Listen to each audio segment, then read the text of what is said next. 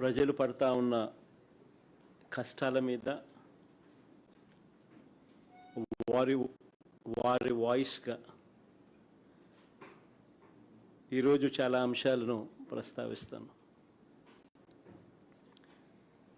ప్రజలు నిజంగా ఈరోజు తమ బ్రతుకు బండిని నడపడానికి అష్టకష్టాలు పడతా ఉన్న పరిస్థితుల మధ్య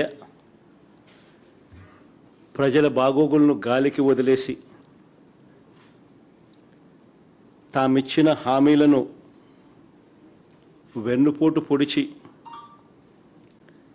రాష్ట్రంలో ఎక్కడ చూసినా కూడా దారుణమైన అవినీతి దోపిడీ మాఫియా సామ్రాజ్యాన్ని నడుపుతూ ప్రశ్నించే గొంతు ఎక్కడైనా ప్రశ్నిస్తే దాన్ని పాశవికంగా అణగదొక్కుతూ రాష్ట్రాన్ని ఒక జంగల్ రాజ్గా మార్చిన పరిస్థితుల మధ్య ప్రజల గొంతు వినిపించడానికి ఈరోజు ఈ ప్రెస్ మీట్.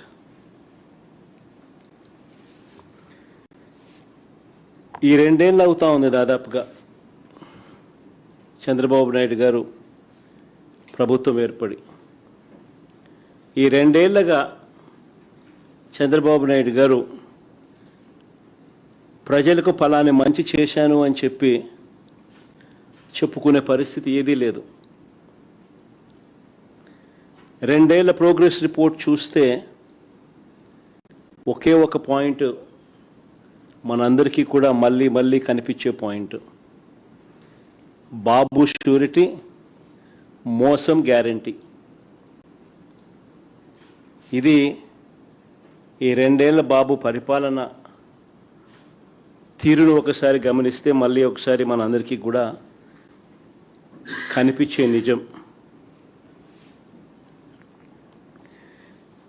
ఈ 2 ఏళ్ళగా ప్రజలను తాను వెన్నుపోట్లను పొడుస్తూనే ఉన్నాడు. రాష్ట్రంలో విచ్చలవిడిగా అవినీతి దోపిడీ జరుగుతూనే ఉంది. వీటి అన్నిటి నేపథ్యంలో చంద్రబాబు నాయుడు చేస్తా ఉన్న రాజకీయాలు ఏమిటి అని అంటే డైవర్షన్ పాలిటిక్స్.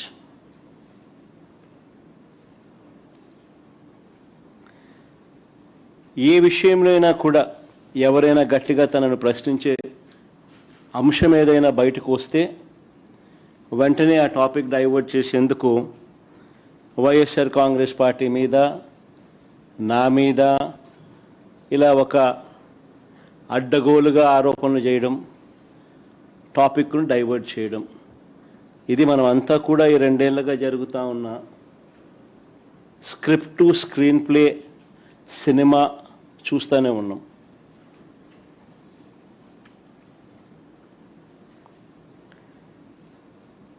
ఈ మధ్యకాలంలో చంద్రబాబు నాయుడు గారికి ఒక అంశం మీద ప్రస్తావన వస్తే చాలు ఆయన బీపీ పెరుగుతూ ఉంది.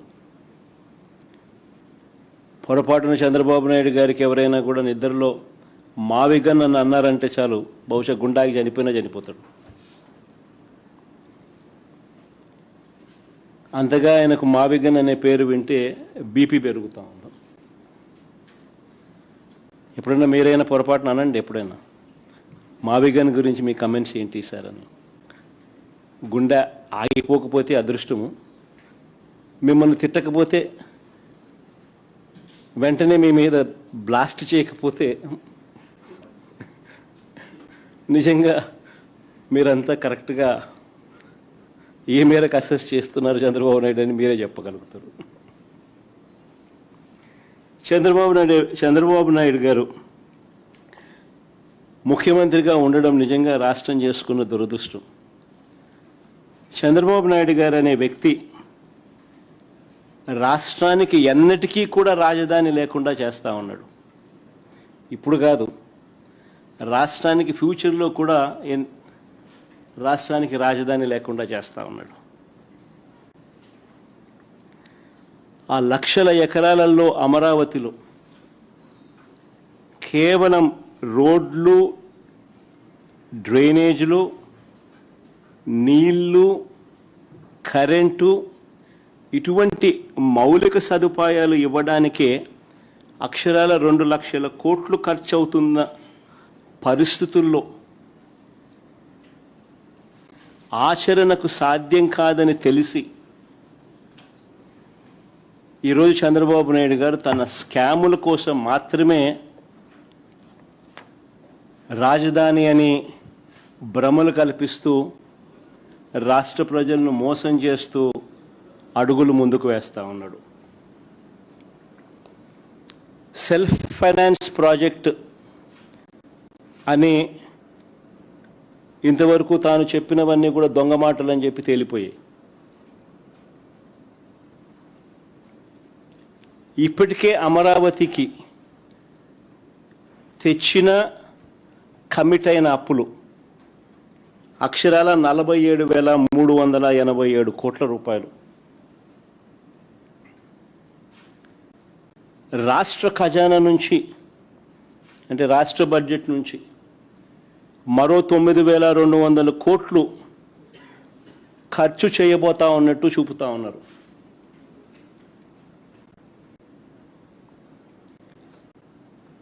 స్కాముల కోసం ఎందుకయ్యా రాష్ట్ర ప్రజల వెన్ను విడుస్తున్నావు అని ఎవరైనా ప్రశ్నిస్తే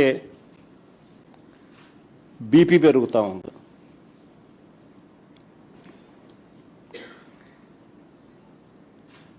ప్రత్యామ్నాయంగా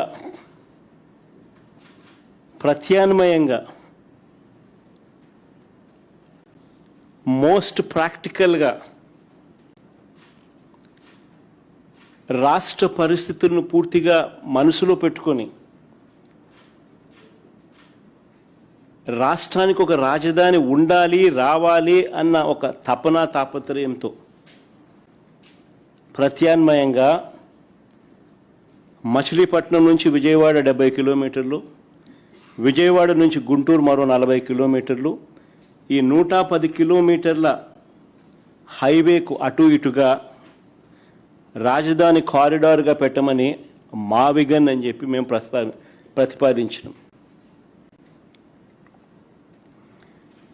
మావిగన్ ప్రాంతంలో ఇప్పటికే మేము మా హయాంలో నాంది పలికిన పోర్టు శరవేగంగా మా హయాంలో పనులు కూడా జరిగాయి. విజయవాడలో ఇంటర్నేషనల్ ఎయిర్పోర్ట్ కనిపిస్తుంది, 3 రైల్వే స్టేషన్లు, 4 నేషనల్ హైవేలు కలుస్తాయి, 9 గవర్నమెంటు ప్రైవేట్ మెడికల్ కాలేజీలు ఉన్నాయి ఈ ప్రాంతంలో, యూనివర్సిటీలు ఉన్నాయి, మరెన్నెన్నో విద్యా సంస్థలు ఉన్నాయి. దాదాపుగా 35-40 లక్షల జనాభా ఇక్కడే ఉన్నారు. అదే అమరావతి అయితే అంత జీరో నుంచి మొదలు పెట్టాల్సి ఉంటుంది అని చెప్పాం.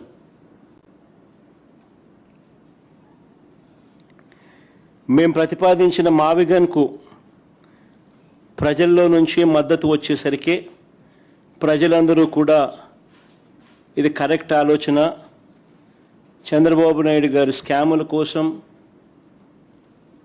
రాష్ట్రాన్ని ఇబ్బందుల పాలు చేయడం ధర్మం కాదు అని చెప్పి ప్రజలందరూ కూడా మేము ప్రతిపాదించిన మావిగన్కు మద్దతు పలుకుతుంటే సమాధానాలు చెప్పలేక, తట్టుకోలేక ఆక్రోశంతో చంద్రబాబు నాయుడు గారు బీపీ పెరుగుతూ ఉంది, నోట్లో నుంచి ఇష్టం వచ్చిన మాటలు మాట్లాడుతూ ఉన్నారు. ఆయనే కాకుండా ఆయన మంత్రుల చేత కూడా అబద్ధాలతో బూతులు తిట్టిస్తూ ఉన్నాడు. ఇప్పటికే దాదాపుగా 1,200 కోట్లతో నిర్మించిన అసెంబ్లీ, సెక్రటేరియట్, హైకోర్టు ఇవన్నీ ఉన్నాయి. ఇప్పటికే దాదాపుగా 1,200 కోట్ల రూపాయలతో నిర్మించిన అసెంబ్లీ, సెక్రటేరియట్, హైకోర్టు ఇవన్నీ ఉన్నాయి. ఇవి పక్కన పెట్టి మళ్ళీ వాటి పేరుతోనే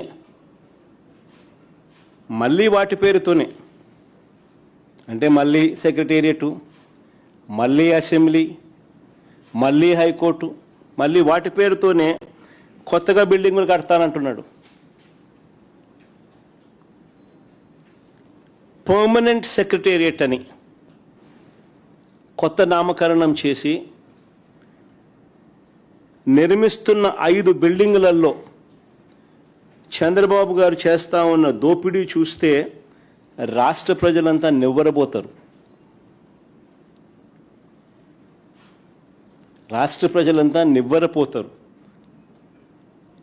సెక్రటేరియట్ పేరుతో, పర్మనెంట్ సెక్రటేరియట్ అనే పేరుతో 5 బిల్డింగుల నిర్మాణంలో చంద్రబాబు నాయుడు గారు చేస్తా ఉన్న దోపిడీని చూస్తే రాష్ట్ర ప్రజలు నివ్వరపోతారు. 2018లో ఇదే 5 టవర్ల కోసం 52,20,496 ఎస్ఎఫ్టీ బిల్టప్ ఏరియాతో ఇవే 5 బిల్డింగులు కట్టడానికి ఆ రోజు 2,271 కోట్లకు చంద్రబాబు గారు టెండర్లు ఖరారు చేసి అప్పగించారు. అప్పట్లో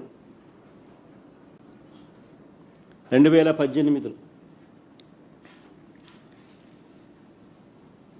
ఈ లెక్కన ఒక్కో ఎస్ఎఫ్టీకి సుమారుగా అంటే 52,20,496 ఎస్ఎఫ్టీ అవే బిల్డింగులు, ఆ 5 బిల్డింగులు. వాటికి అప్పట్లో టెండర్లు ఆయన ఖరారు చేసింది 2,271 కోట్ల రూపాయలతో టెండర్లు ఖరారు చేశారు. ఈ లెక్కన ఒక్కో ఎస్ఎఫ్టీకి సుమారుగా అప్పట్లో 4,350 పడుతుంది. 2018 రేట్ల ప్రకారం అప్పటికి అది ఎక్కువ.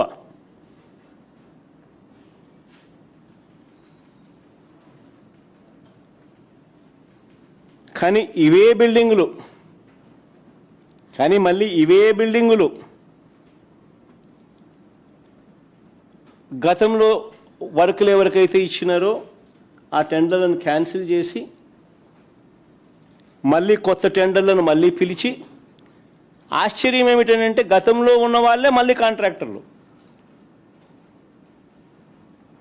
మారలా, మళ్ళీ వాళ్ళే ఎగ్జాక్ట్గా.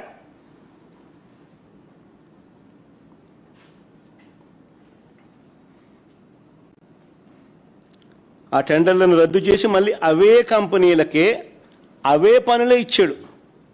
ఒక టైలర్ మేడ్ రిగ్గింగ్ పద్ధతిలో టెండర్లు ఈ కంపెనీలకు వచ్చేలా చేశాడు.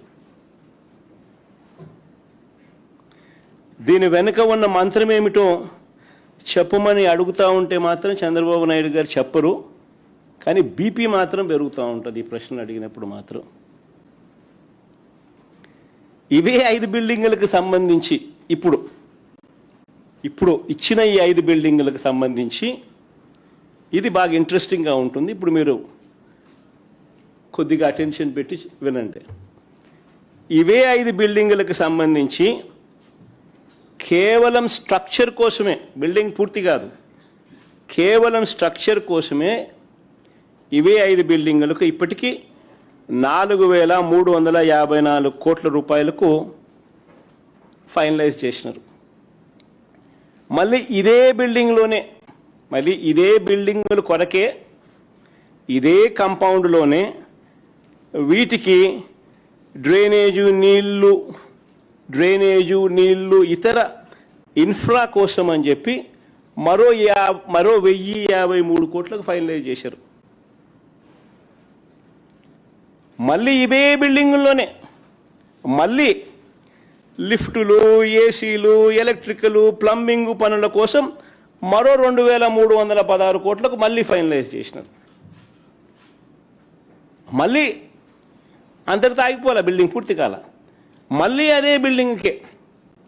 మళ్ళీ ఇదే బిల్డింగులకే అదనంగా ఈసారి గ్లాస్ ఫిట్టింగ్ అంట, అద్దాల కోసం ఏకంగా మరో 2,540 కోట్లు. ఆ 5 బిల్డింగులకు అద్దాలు వేయడానికి 2,540 కోట్లు మళ్ళా కట్టబెట్టారు. మళ్ళా సేమ్ కాంట్రాక్టర్లకే, సుమా ఒక్కొక్కరికి ఒక్కొక్క కాంట్రాక్టర్ కాదు, ఒక్కొక్క పనికి ఒక్కొక్క కాంట్రాక్టర్ కాదు, మళ్ళీ వాళ్ళకే అన్నీ. ఈ బిల్డింగులకు డిజైన్ చేయడానికి మళ్ళీ 401 కోటి ఈ బిల్డింగులకు డిజైన్స్ ఇవ్వడానికి మళ్ళీ 401 కోటి. వెరసి ఈ 5 బిల్డింగులకు అయ్యే ఖర్చు ఏకంగా 10,665 కోట్లు. అంటే స్క్వేర్ ఫీట్కి ఈ 52,20,496 SFT ఏదైతే ఉందో స్క్వేర్ ఫీట్కు వెరసి ఈ 10,665 కోట్లు, స్క్వేర్ ఫీట్కు వెరసి 20,427 రూపాయలు per square feet cost of construction. మా మధు అక్కడే ఉన్నాడు, ముక్కును లేయలు వేసుకుంటా ఉన్నాడు పక్కనే.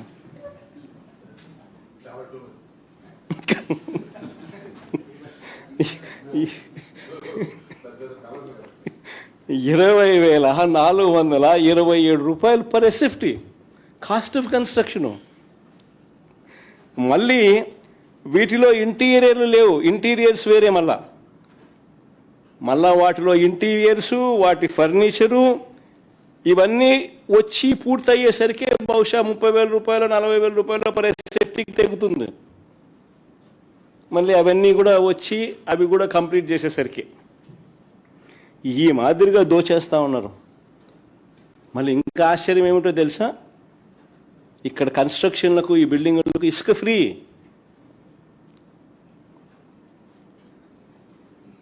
మళ్ళీ ఇసుక ఫ్రీ. వీటికి GST ఎగ్జంప్షను, వీటికి GST రీయింబర్స్మెంట్ ఉంది, MERIT ఎగ్జంప్షన్ ఉంది, DMF ఎగ్జంప్షన్ ఉంది, NAC ఛార్జెస్ ఎగ్జంప్షన్స్ ఉన్నాయి. ఇవన్నీ కూడా రీయింబర్స్మెంట్. అన్నింటి కూడా రీయింబర్స్మెంట్లో ఉన్నాయి ఇవన్నీ కూడా. సో చూడండి ఒకసారి మీరే ఆ జీవోలు వాళ్ళు ఇచ్చిన నెంబర్సు అన్నీ చూపించమో ఒకసారి. ఫస్ట్ చూపించు, ఆ నుంచి చూడండి.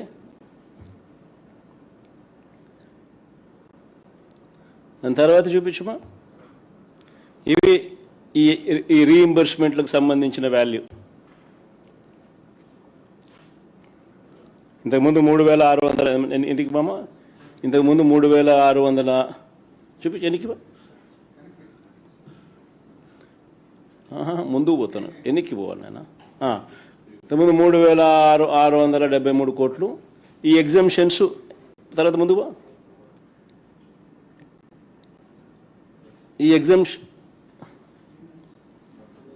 మధ్యలో ఇంత ముందు చూపించడం కదా నాన్న, అది చూపించు. ఈ ఎగ్జంప్షన్స్ విలువ 681 కోట్లు. దాని తర్వాత ముందు నేను ఒక బరిసి 4,354 కోట్లు. దాని తర్వాత 1,053 కోట్లు ఏదానికి, ఇది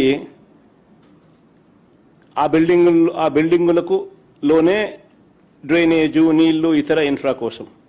తర్వాత ఈ పక్కన ఇదే బిల్డింగుల కోసమే లిఫ్ట్లు, ఏసీలు, ఎలక్ట్రికల్, ప్లంబింగ్ పనుల కోసం మరో 2,300 కోట్లకు సంబంధించిన ఇంకో జియో. తర్వాత ముందు బొమ్మ, ఇది అద్దాల కోసం, ఈ బిల్డింగుల్లో అద్దాల కోసం ఇంకో జియో, ఇది 2,540 కోట్లు.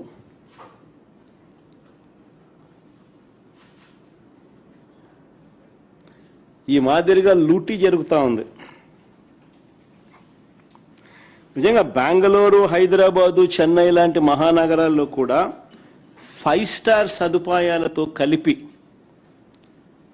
I'm talking about 5 star accommodation, అంటే 5 స్టార్ లాబీసు, ఆ మాదిరిగా ఉండే high end residential flats. 4,500 cost of construction, 4,500 దాటదు. అంతేనా?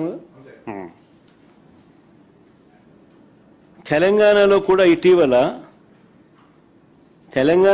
ఇటీవల కేసీఆర్ గారు సచివాలయాన్ని తెలంగాణలో కట్టారు. 28 ఎకరాల్లో నిర్మించారు ఆయన. దాదాపు 10 లక్షల చదరపు అడుగులు, 615 కోట్లు. అట్టేసుకున్న 6,000 రూపాయలే. కేసీఆర్ కూడా కన్ను చెదురుతాయి. 20,427 రూపాయలు అంటే.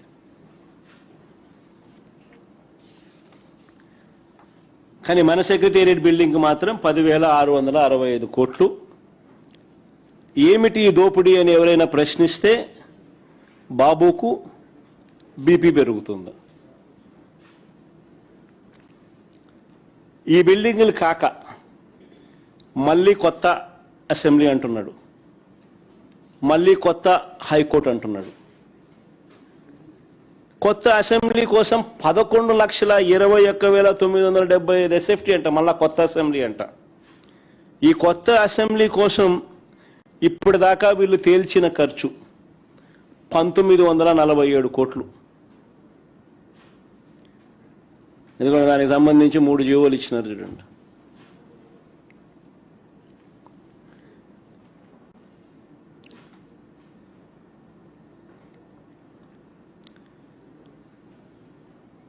అంటే స్క్వేర్ ఫీట్కు 17,356 రూపాయలు పడినట్టు.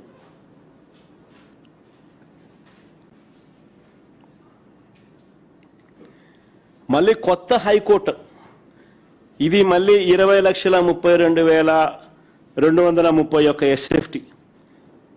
దీనికి ఇంకా పూర్తి టెండర్లు కంప్లీట్ చేయాల. ఇంతవరకు పిలిచిన వాటిని 1,480 కోట్లతో ఇప్పటిదాకా పిలిచినారు. అదే 1,480 కోట్లు. ఇది పూర్తయ్యేసరికి ఇది ఏ స్థాయికి పోతుందో తెలియదు, కానీ ఇంతవరకు పిలిచిన పరిస్థితి ఇది. అంటే ఇప్పటి వరకు 7 బిల్డింగుల కోసం, అంటే 5 బిల్డింగులు సెక్రటేరియట్ పేరిట, ఒక అసెంబ్లీ, ఒక హైకోర్టు, ఈ 7 బిల్డింగుల పేరిట వెరసి 10,665 కోట్లు సెక్రటేరియట్ కోసం, అసెంబ్లీకి 1,947 కోట్లు, హైకోర్టుకు ఇప్పటిదాకా పిలిచిన వ్యయాన్ని లెక్క వేసుకుంటే మరో 1,480 కోట్లు లెక్క వేసుకుంటే ఈ 7 బిల్డింగులకు ఇప్పటిదాకా 14,092 కోట్లు, కేవలం 7 బిల్డింగులకు.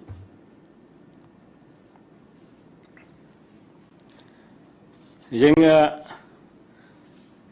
ఇది బిల్డింగుల వరకు పరిస్థితి ఇట్లుంటే, ఇక రోడ్లు చూస్తే నిజంగా మళ్ళీ కళ్ళు చెదురుతాయి. అమరావతిలో వేసే రోడ్ల స్కాములు చూస్తే దేశంలో ఎక్కడ కూడా హైవేలు వేసినా కూడా కిలోమీటర్కి అయ్యే ఖర్చు ఎంత అని చెప్పి ఈ మధ్యకాలంలోనే 5 సెప్టెంబర్ 2026 పార్లమెంటులో కేంద్ర మంత్రి గారిని, హైవేస్ మినిస్టర్ని నితిన్ గడ్కరీ గారిని ప్రశ్న అడిగినారు పార్లమెంట్లో. ఆయన ఇచ్చిన సమాధానం ఒకసారి చూస్తే, సివిల్ కన్స్ట్రక్షన్ ఎక్కడైనా కూడా యావరేజ్గా రోడ్లు వేయడానికి నేషనల్ హైవేకి అయ్యే ఖర్చు కిలోమీటర్కు 24 కోట్లు అని చెప్పి ఆయన పార్లమెంటుకు ఆయనంతకు ఆయనే లిఖితపూర్వకంగా సబ్మిట్ చేసిన లెటర్ అది. అక్కడ బాగా కనిపిస్తుంది చూడండి, అటువైపు కూడా బాగా కనిపిస్తుంది, ఇటువైపు కనపడని వాళ్ళకు.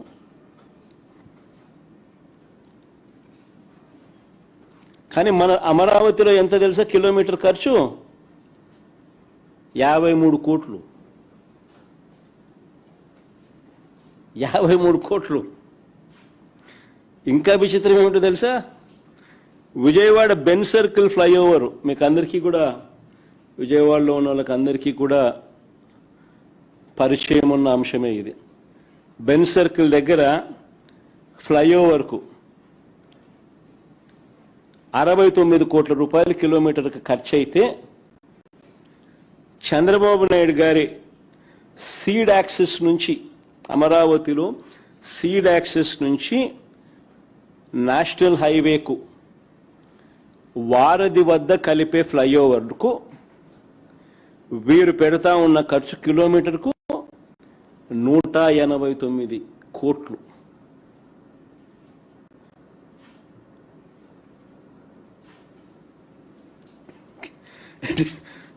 నిజంగా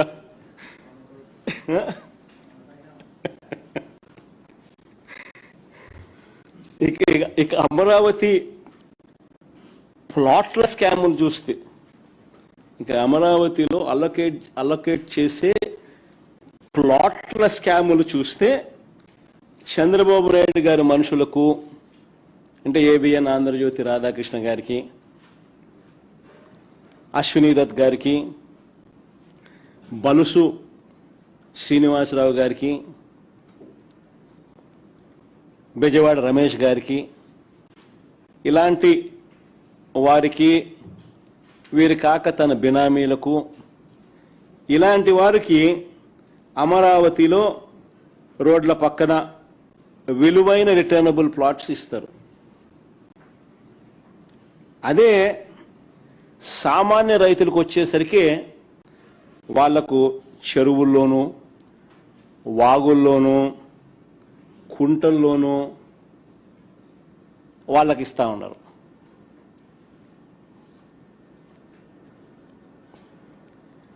అసలు ఏమిటి అన్యాయము? మొదట తీసుకున్న 50,000 ఎకరాలకి దిక్కు లేదని రైతులు అంటా ఉంటే, ఇది పరిస్థితి అని రైతులు అంటా ఉంటే, ఈ 50,000 ఎకరాలు సరిపోవని ఇంకొక 50,000 ఎకరాలకు రైతులను ఇబ్బందులు పాలు చేస్తూ, వాళ్ళు ధర్నాలు చేస్తూ ఉన్నా కూడా లెక్క చేయకుండా వారి దగ్గర నుంచి బలవంతంగా లాక్కునే కార్యక్రమం జరుగుతూ ఉంది. ఇప్పుడు నిజంగా బాధ్యత గల ప్రతిపక్షంగా మేము ఇవన్నీ కూడా చంద్రబాబు నాయుడు గారిని ప్రశ్నిస్తూ ఆధారాలతో సహా బయట పెడతా ఉన్నసరికే చంద్రబాబు నాయుడు గారు బీపీ పెరుగుతూ ఉంది, ఇష్టం వచ్చినట్టుగా తిడతా ఉన్నాడు, అబద్ధాలు చెప్తా ఉన్నాడు, అబద్ధాలతో తిట్టిస్తా ఉన్నాడు. ఆయన మంత్రులు అందరూ కూడా ఆ తిట్టించే కార్యక్రమం ఏ స్థాయికి పోతా ఉంది అని అంటే, అబద్ధాలు చెప్పే కార్యక్రమాలు, కుట్రలు చేసే కార్యక్రమాలు ఏ స్థాయికి పోతా ఉన్నాయి అని అంటే, టాపిక్ డైవర్ట్ చేసేందుకు, ఇవన్నీ కూడా టాపిక్ డైవర్ట్ చేసేందుకు, ఎవరు కూడా ఆయనను ప్రశ్నించకుండా భయపెట్టేందుకు, ప్లస్ టాపిక్ డైవర్షన్కు వీళ్ళంతకి వీళ్ళే బిల్డప్ ఇస్తారు, వీళ్ళంతకి వీళ్ళే ఒక కథ అల్లుతారు, వీళ్ళంతకి వీళ్ళే ఈనాడు, ఆంధ్రజ్యోతి, టీవీ5, చంద్రబాబు నాయుడు, ఇదో మాఫియా ముఠ. వీళ్ళు ఏమనుకుంటే అది ఒక అబద్ధాన్ని వీళ్ళే బిల్డ్ చేస్తారు, ఆ అబద్ధం మీద వీళ్ళే దొంగ సాక్ష్యాలు, కేసులు కూడా వీళ్ళ అధికారుల చేత పెట్టించేసేస్తారు. ఇది జరుగుతూ ఉన్నది ఆంధ్ర రాష్ట్రంలో. నిజంగా ఏ స్థాయికి పోయింది అని అంటే, ఈ మధ్యకాలంలోనే కడపలో, ఈ మధ్యకాలంలో ఒక టాపిక్ ఆఫ్ డిస్కషన్ ఇది, కడపలో పెద్ద దస్తగిరి అని ఆయన మా పార్టీకి చెందిన వ్యక్తి, మా పార్టీ కార్యకర్త, మావాడు, చనిపోయింది మావాడు, మా పార్టీకి చెందిన కార్యకర్త చనిపోతే మేం బాధపడతాం. అలాంటిది ఆ కేసును పూర్తిగా ట్విస్ట్ చేసి మా పార్టీ మీదనే బురద జల్లడం కోసం వాడుకుంటా ఉన్నారు. చివరకు మా డిప్యూటీ మేయర్గా పనిచేసిన నిత్యానంద రెడ్డిని, మా రవిమామను, వీళ్ళపై కూడా బురద జల్లుతా ఉన్నారు. నిజంగా ఆ ఇన్సిడెంట్ ఎలా జరిగింది అని, జాతరలో గొడవ వల్లే ఈ హత్య జరిగిందని స్వయంగా అదే పెద్ద దస్తగిరి భార్య జరిగిన విషయాన్నంతా కూడా మీడియా ముందుకు వచ్చి చెప్పింది. తాము ఎవరికి బినామీ కాదని, డిప్యూటీ మేయర్గా పనిచేస్తా ఉన్న నిత్యానంద రెడ్డితో తమకు ఎలాంటి విభేదాలు లేవని కూడా చెప్పింది. వైఎస్ఆర్సీపీ కార్యకర్తలు వాళ్ళంతా అందరూ కలిసికట్టుగా ఉన్న వాళ్ళే, చనిపోతే బాధపడాల్సింది వీళ్ళే. అయినా సరే చంద్రబాబు నాయుడు గారు తన రాజకీయం కోసం టాపిక్ డైవర్షన్ చేసేందుకు, వైఎస్ఆర్సీపీ మీద బురద జల్లేందుకు కుట్రలతో ఏ స్థాయికి దిగజారుతా ఉన్నాడు అని అంటే, చంద్రబాబు నాయుడు గారు ఈనాడు, ఆంధ్రజ్యోతి, టీవీ5 వీళ్ళు నలుగురు కూర్చొని ఒక కథ తయారు చేస్తారు, దాన్నే నిజమని చెప్తారు, పెద్ద పెద్ద అక్షరాలతో రాస్తారు. అధికారంలో ఉన్నారు కాబట్టి, వ్యవస్థలన్నీ వీళ్ళ చేతిలోనే ఉన్నాయి కాబట్టి వెంటనే వీళ్ళ పోలీసులు రంగప్రవేశంలోకి వస్తారు. గతంలో ఇదే పోలీసులు వేరే రకంగా చెప్పినా కూడా అది వెనక్కి తీసుకుంటారు ఆ స్టేట్మెంట్లన్నీ. వెనక్కి తీసుకుని మళ్ళీ వీళ్ళు చెప్పిన కల్పిత కథను చుట్టూ కేసు బిల్డప్ చేస్తారు. దాని చుట్టూ దొంగ సాక్ష్యాలను క్రియేట్ చేస్తారు. కొంతమందిని ప్రలోభ పెడతారు, కొంతమందిని బెదిరిస్తారు, కేసు బిల్డప్ చేస్తారు. చేసి మళ్ళీ మా వాళ్ళని అరెస్ట్ చేస్తారు. ఆ చనిపోయినని భార్య వచ్చి, పెద్దదత్తగిరి భార్య వచ్చి జరిగిన విషయం అంతా చెప్పి ఆయన బాధపడతా ఉంటే, జరిగింది మా పార్టీ మనిషికి హత్యకు గురైతే మేం బాధపడాల్సింది పోయి, వీళ్ళు చేస్తూ ఉన్నది ఏంది, మా వాళ్ళ మీదనే కేసులు బనాయించి ఆ కేసుల్లో మా వాళ్ళని ఇరికిచ్చే కార్యక్రమం చేసి జైలుకు పంపే కార్యక్రమాలు చేస్తూ ఉన్నారు. 2 ఏళ్లుగా జరుగుతున్న అరాచకం ఇదే. తప్పుడు కేసులు వీళ్ళే పెడతారు, తప్పుడు సాక్ష్యాలు వీళ్ళే క్రియేట్ చేస్తారు, వీళ్ళే ఆ తప్పుడు కేసుల్లో మా వాళ్ళని ఇరికిస్తారు. సోషల్ మీడియా యాక్టివిస్టులు అయినా సరే, కాలేజీలలో యూనివర్సిటీలో యాక్టివ్గా ఉన్న పిల్లలైనా సరే, యాక్టివిస్టులుగా ఉన్న పిల్లలైనా సరే, వైసీపీకి మద్దతుదారులైనా సరే, వైసీపీ నాయకులైనా సరే, ఎవరైనా చంద్రబాబు నాయుడు గారిని వ్యతిరేకిస్తే ఇదే రివాజు, ఇదే స్క్రిప్ట్ 2 సంవత్సరాల నుంచి రాష్ట్రంలో జరుగుతూ ఉన్నది ఇదే.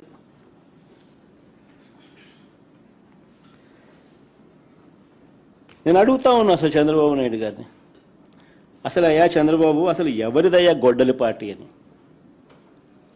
చంద్రబాబుని సీరియస్గా క్వశ్చన్ చేస్తా ఉన్నా. ఎవరిదయ్యా గొడ్డలి పార్టీ, ఎవరిదయ్యా గన్ కల్చర్, ఎవరిదయ్యా హత్యా రాజకీయాలు, ఎవరిది హత్యా రాజకీయాల సంస్కృతి అని అడుగుతా ఉన్నా. ఇదే చంద్రబాబు నాయుడు గారిని సూటిగా, మా కుటుంబంలో ముగ్గురు, మా తాతగారు, మా నాన్నగారు, మా చిన్నాన్నగారు, ముగ్గురు బలైపోయారు. మేం బాధితులం.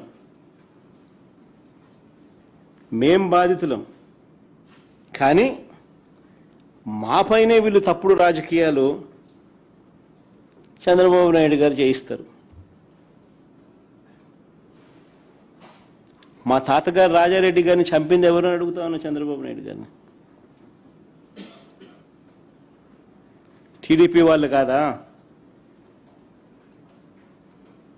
ఈ ఘటన చంద్రబాబు ముఖ్యమంత్రిగా ఉన్నప్పుడు కాదా జరిగింది అని అడుగుతా ఉన్నా. 1999 అసెంబ్లీ ఎన్నికలకు ఏడాది ముందు, 1999 చంద్రబాబు నాయుడు గారు ముఖ్యమంత్రిగా ఉన్నారు. 1999 ఎన్నికలకు ముందు, ఏడాది ముందు చంద్రబాబు నాయుడు గారు ముఖ్యమంత్రిగా ఉన్నప్పుడు మా తాతగారిని రాజారెడ్డి గారిని చంపారు. కేవలం నాన్నగారిని, రాజశేఖర రెడ్డి గారిని పులివెందులకి కట్టడి చేయాలి అన్న ఒక్క రాజకీయ కోణంతో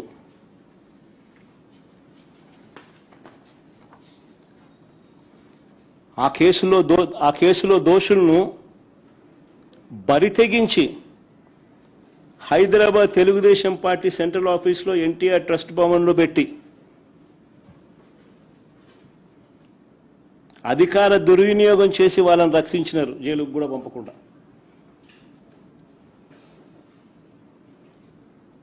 మరి ఇది ఎవరిదయ్యా క్రిమినల్ బ్రెయిన్ చంద్రబాబు గారు అని అడుగుతాను. ఎవరిదయ్యా క్రిమినల్ బ్రెయిన్ అని అడుగుతాను చంద్రబాబు నాయుడు గారిని. మా నాన్నగారి విషయంలోనూ అంతే. మా నాన్నగారు చనిపోక మునుపు 2-3 రోజుల కిందట అసెంబ్లీ సమావేశాలు జరుగుతూ ఉన్నాయి. అప్పట్లో ఆ అసెంబ్లీ సమావేశాలు క్లిప్పింగ్స్ ఒకసారి చూడండి మీరు కూడా. చంద్రబాబు నాయుడు గారు అన్న మాట అసెంబ్లీలో, నువ్వు అసెంబ్లీకి ఎలా వస్తావో నేను చూస్తానన్నాడు. చంద్రబాబు నాయుడు గారు అన్న ఈ మాట తర్వాత 2-3 రోజులకి నాన్నగారు చనిపోయారు. Helicopter accident.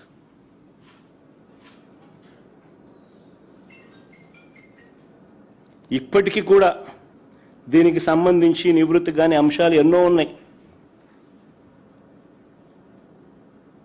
ఎవరిదయ్యా Chandrababu criminal brain అని అడుగుతా ఉన్నా. మా చిన్నాన్న వివేకానంద రెడ్డి గారిని ఇదే చంద్రబాబు ప్రభుత్వంలో హత్యకు గురైన మాట వాస్తవం కాదా అని అడుగుతా ఉన్నా.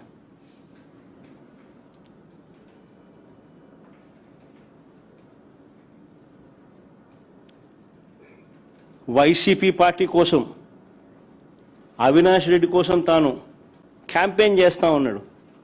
జమ్మలమడుకు పోయి క్యాంపెయిన్ చేసి వచ్చినాడు.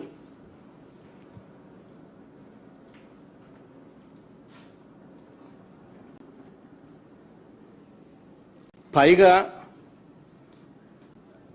తానే వివేకం చిన్నానని హత్య చేశానంటూ సాక్షాత్తు టీవీలో లైవ్ టీవీ షోలో చెలరేగిపోయి విచ్చలవిడిగా మాట్లాడిన ఈ దస్తగిరి అనే వ్యక్తి, చంపిన వ్యక్తి, నేనే చంపాను అని చెప్పి విచ్చలవిడిగా చెలరేగిపోయి మాట్లాడే టీవీ లైవ్ షోలో ఈ దస్తగిరి అనే వ్యక్తి ఇవాళ స్వేచ్ఛగా పోలీసుల వత్తాసుతో దర్జాగా కారులో తిరుగుతూ ఉన్నాడు. జైల్లో ఉండాల్సిన వ్యక్తి దర్జాగా కారులో తిరుగుతూ ఉన్నాడు ఈరోజు.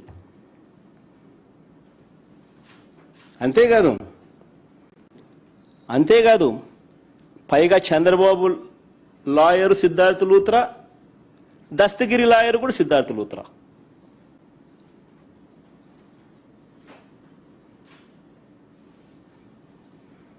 మరి ఎవరిదయ్యా చంద్రబాబు క్రిమినల్ బ్రెయిన్ అని అడుగుతా ఉన్నా.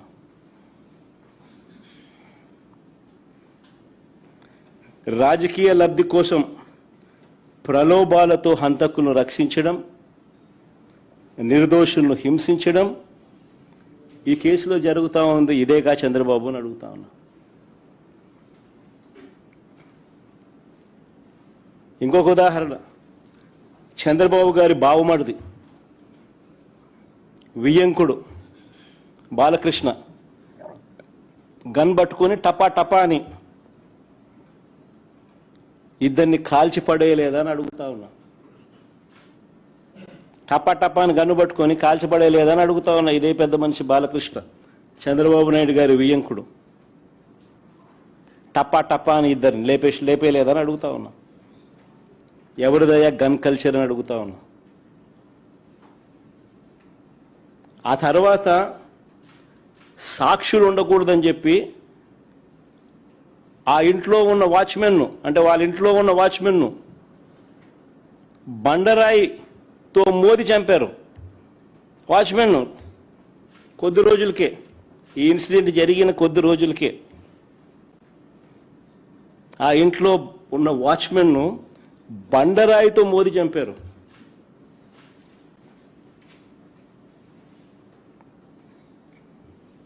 ఇంకొక ఇన్సిడెంట్, పాపం ఎన్టీఆర్ గారు అబ్బాయి హరికృష్ణ గారు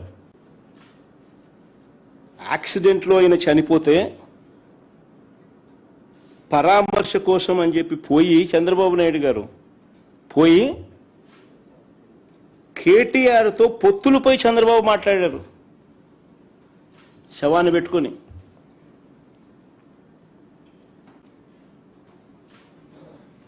మరి ఎవరిదయ్యా శవరాజకీయాలని అడుగుతా ఉన్నా.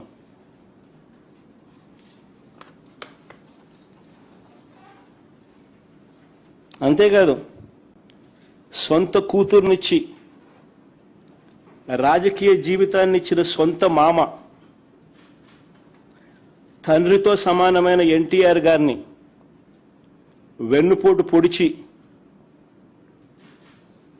సీఎం కుర్చీని, ఆయన పార్టీని, ఆయన గుర్తును లాక్కుని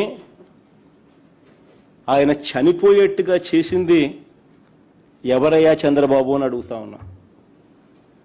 ఎవరివయ్యా కుట్ర రాజకీయాలు అని అడుగుతా ఉన్నా.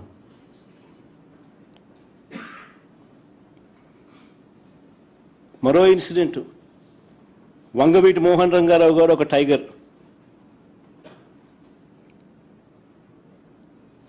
ఆయన ఎలా చనిపోయారు? పేదలకు ఇళ్ల పట్టాలు ఇవ్వాలని విజయవాడలో నిరాహార దీక్ష చేస్తూ ఉంటే అర్ధరాత్రి చంద్రబాబు నాయుడు గారి గవర్నమెంట్, తెలుగుదేశం పార్టీ అధికారంలో ఉంది, అర్ధరాత్రి నరికి చంపారు. ఈ ఘటనలో వేళ్ళన్నీ కూడా చంద్రబాబు గారి వైపే చూపిస్తాయి. హరిరామ జోగయ్య గారు అప్పట్లో తెలుగుదేశం పార్టీ మంత్రి, చంద్రబాబు నాయుడు గారి సహచరుడు, అప్పట్లో తెలుగుదేశం పార్టీలో మంత్రి. ఆయన ఏకంగా పుస్తకం రాశాడు ఏ రకంగా ఇన్సిడెంట్ జరిగింది, చంద్రబాబు నాయుడు గారి పాత్ర ఎంత బలంగా ఉంది అని చెప్తూ. ఆ వంగవీటి మోహన్ రంగారావు గారి హత్య కేసులో ఒక ప్రధాన నిందితుడు వెలగపూడి రామకృష్ణబాబు ఇప్పుడు తెలుగుదేశం పార్టీ ఎమ్మెల్యే.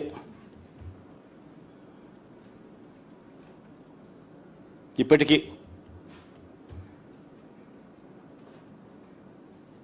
ఇంకా ముందుకు పోదాం.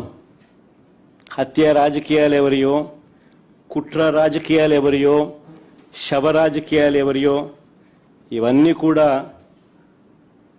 ప్రజలందరికీ కూడా తేటతెల్లమవుతా ఉన్నాయి. ఎన్టీఆర్ గారి మీద దాడి చేసిన కేసులో మల్లెల బాబ్జీ అనే వ్యక్తిని పోలీసులు అరెస్ట్ చేశారు. కొన్నాళ్ళ తర్వాత అతను ఒక లాడ్జీలో డెడ్ బాడీగా మారారు. డెడ్ బాడీగా మారిన ఆయన తన జోబీలో ఒక లెటర్ దొరికింది పోలీసులకు. ఆ లెటర్ సారాంశం ఏమిటంటే తనకు 3 లక్షలు ఇస్తానని చెప్పి చివరికి 30,000 ఇచ్చారని దాని సారాంశం. అసలు ఎన్టీఆర్ మీద దాడి కోసమే డబ్బులు ఇచ్చారా,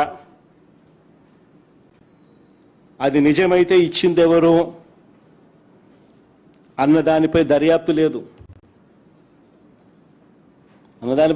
లేదు. ఈ కేసులో వేళ్ళన్నీ కూడా అప్పట్లో చంద్రబాబు వైపు చూపించాయి. ఇంకొక ఎగ్జాంపుల్, పింగళి దశరథరామ్. ఈయన ఒక జర్నలిస్టు. విజయవాడలో ఎన్కౌంటర్ అనే ఒక పత్రికను పెట్టి టీడీపీ ప్రభుత్వ అవినీతిని ప్రశ్నిస్తూ ఉంటే ఈ వ్యక్తిని హైదరాబాదు నుంచి బస్సు దిగి రిక్షాలో ఇంటికి వెళ్తా ఉంటే కత్తులతో దారుణంగా దాడి చేసి చంపారు. ఈ ఘటనలో వేళ్ళన్నీ కూడా అప్పట్లో చంద్రబాబు నాయుడు గారి వైపే చూపించాయి. అడుగుతా ఉన్నా చంద్రబాబు నాయుడు గారిని, ఎవరి అయ్యా హత్య రాజకీయాలు, ఎవరి అయ్యా కుట్ర రాజకీయాలు, ఎవరి అయ్యా శవ రాజకీయాలు? ఇదే పెద్ద మనిషి చంద్రబాబు నాయుడు గారు గురించి మాట్లాడుతూ ఆయన తోడల్లుడు దగ్గుపాటి వెంకటేశ్వరరావు గారు ఏకంగా పుస్తకం రాశాడు. అనేక టీవీలలో ఆయన ఇంటర్వ్యూలు కూడా ఇచ్చాడు. ఆయన అన్న మాటలు ఆయన పుస్తకంలో రాసినటివి. ధర్నాలు ఆందోళనల సమయంలో బస్సులు తగలబెట్టాలంటూ చంద్రబాబు పార్టీ కేడర్కు చెప్పేవాడని.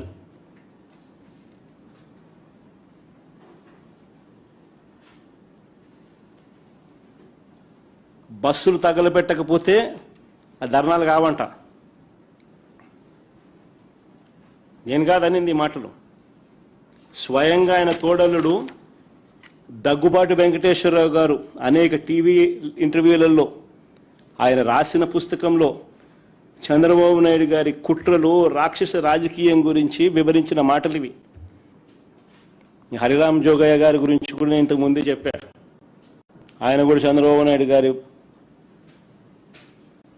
సహచరుడు, మంత్రి. ఏ రకంగా చంద్రబాబు నాయుడు గారు కుట్రలు చేస్తారు, రాక్షస రాజకీయాలు చేస్తారు అన్నది ఆయన కూడా సువివరంగా కూడా వివరించినాడు. హత్యలతోనూ వెన్నుపోట్లతోనూ శవాలతోనూ కుట్రలతోనూ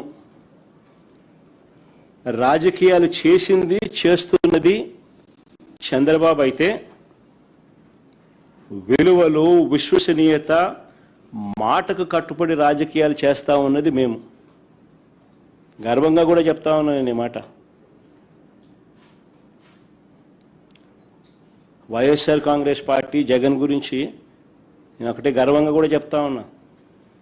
జగన్ మంచోడు కాబట్టే మా తాతను రాజారెడ్డి గారిని చంపిన వాళ్ళు ఈ రోజుకి కూడా ప్రశాంతంగా బతుకుతా ఉన్నారు.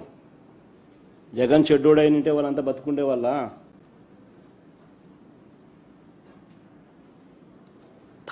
మా తాతగారిని దారుణంగా నరికి చంపిన వాళ్ళంతా ఈరోజు ప్రశాంతంగా ఇప్పటికీ ఉన్నారు. జగన్ నైజం ఎలాంటిది, జగన్ మనస్తత్వం ఎలాంటిది అని నిదర్శనం అది.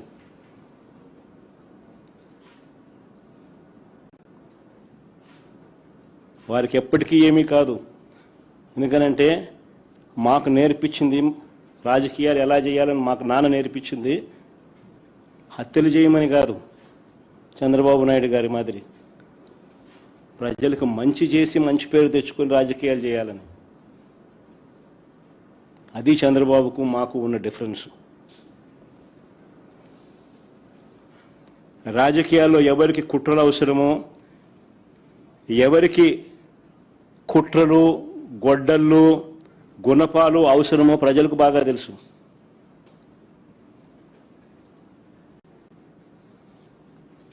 చంద్రబాబు గారు మీకు 77 ఏళ్ల వయసు. బహుశా మీకు ఇది లాస్ట్ ఎలక్షన్ ఏమో. 77 ఏళ్ల వయసు, ఎలక్షన్లు వచ్చేసరికి 80 ఏళ్ళు.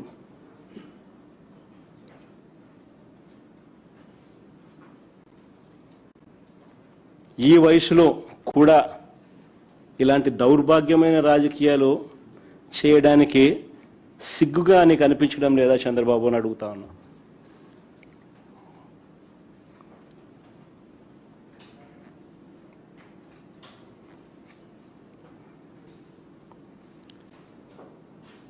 చంద్రబాబు నాయుడు గారి హయాంలో ఈ 2 ఏళ్లలోనే వైసీపీ కార్యకర్తలను ఏ మాదిరిగా దారుణంగా చంపిన ఘటనలు ఎలా ఉన్నాయో ఒకసారి గమనించండి. వెనుకొండలో 24 జూలై 17, 2024 వైఎస్ఆర్సీపీ నేత రషీద్ ఎంత దారుణంగా చంద్రబాబు నాయుడు గారు నడి రోడ్డు మీద నరికి చంపించే కార్యక్రమంలో ప్రోత్సహించినాడో ఈ ఫోటోలు చూస్తే అర్థమవుతుంది. కానీ ఇంకా ముందుకు పోమ్మా. నడి రోడ్డు మీద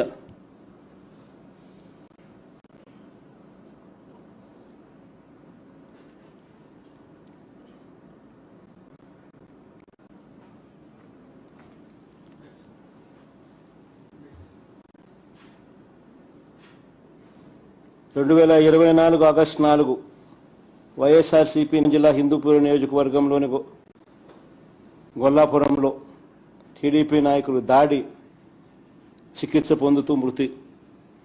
ఇంకా ముందు అమ్మ.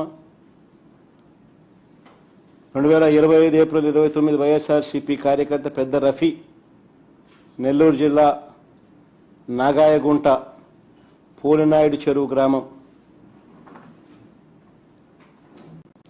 2026 జనవరి 16 వైఎస్ఆర్సీపీ కార్యకర్త మందా సోలమన్ పల్నాడు జిల్లా మాచవరం మండలం పిన్నెలి. ఇంకా ముందు అమ్మ. 2024 ఆగస్టు 18 వైఎస్ఆర్సీపీ కార్యకర్త కూనా ప్రసాద్ శ్రీకాకుళం జచ్చర్ల మండలం ఫరీదుపేట గ్రామం. ఇంకా ముందు అమ్మ. ఇవన్నీ కూడా చంద్రబాబు నాయుడు గారు ఇప్పటి హయాంలో ఏ రకంగా చంద్రబాబు నాయుడు గారు హత్యలు చేయిస్తా ఉన్నాడు, కుట్రలు చేయిస్తూ ఉన్నాడు, శవ రాజకీయాలు చేయిస్తూ ఉన్నాడు. ఎవరి గొడ్డలి పార్టీ, ఎవరి గొడ్డలి పట్టుకొని ఇవన్నీ చేయిస్తూ ఉన్నాడు అన్న దానికి నిదర్శనాలు ఇవన్నీ. ఈరోజు రాష్ట్రంలో జరుగుతూ ఉన్నది జంగల్ రాజ్, హత్యా రాజకీయాలు.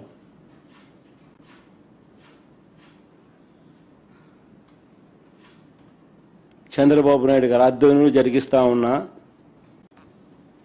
దారుణమైన పాలన ఇది. నేను అడుగుతా ఉన్నా ఇదే చంద్రబాబు నాయుడు గారిని,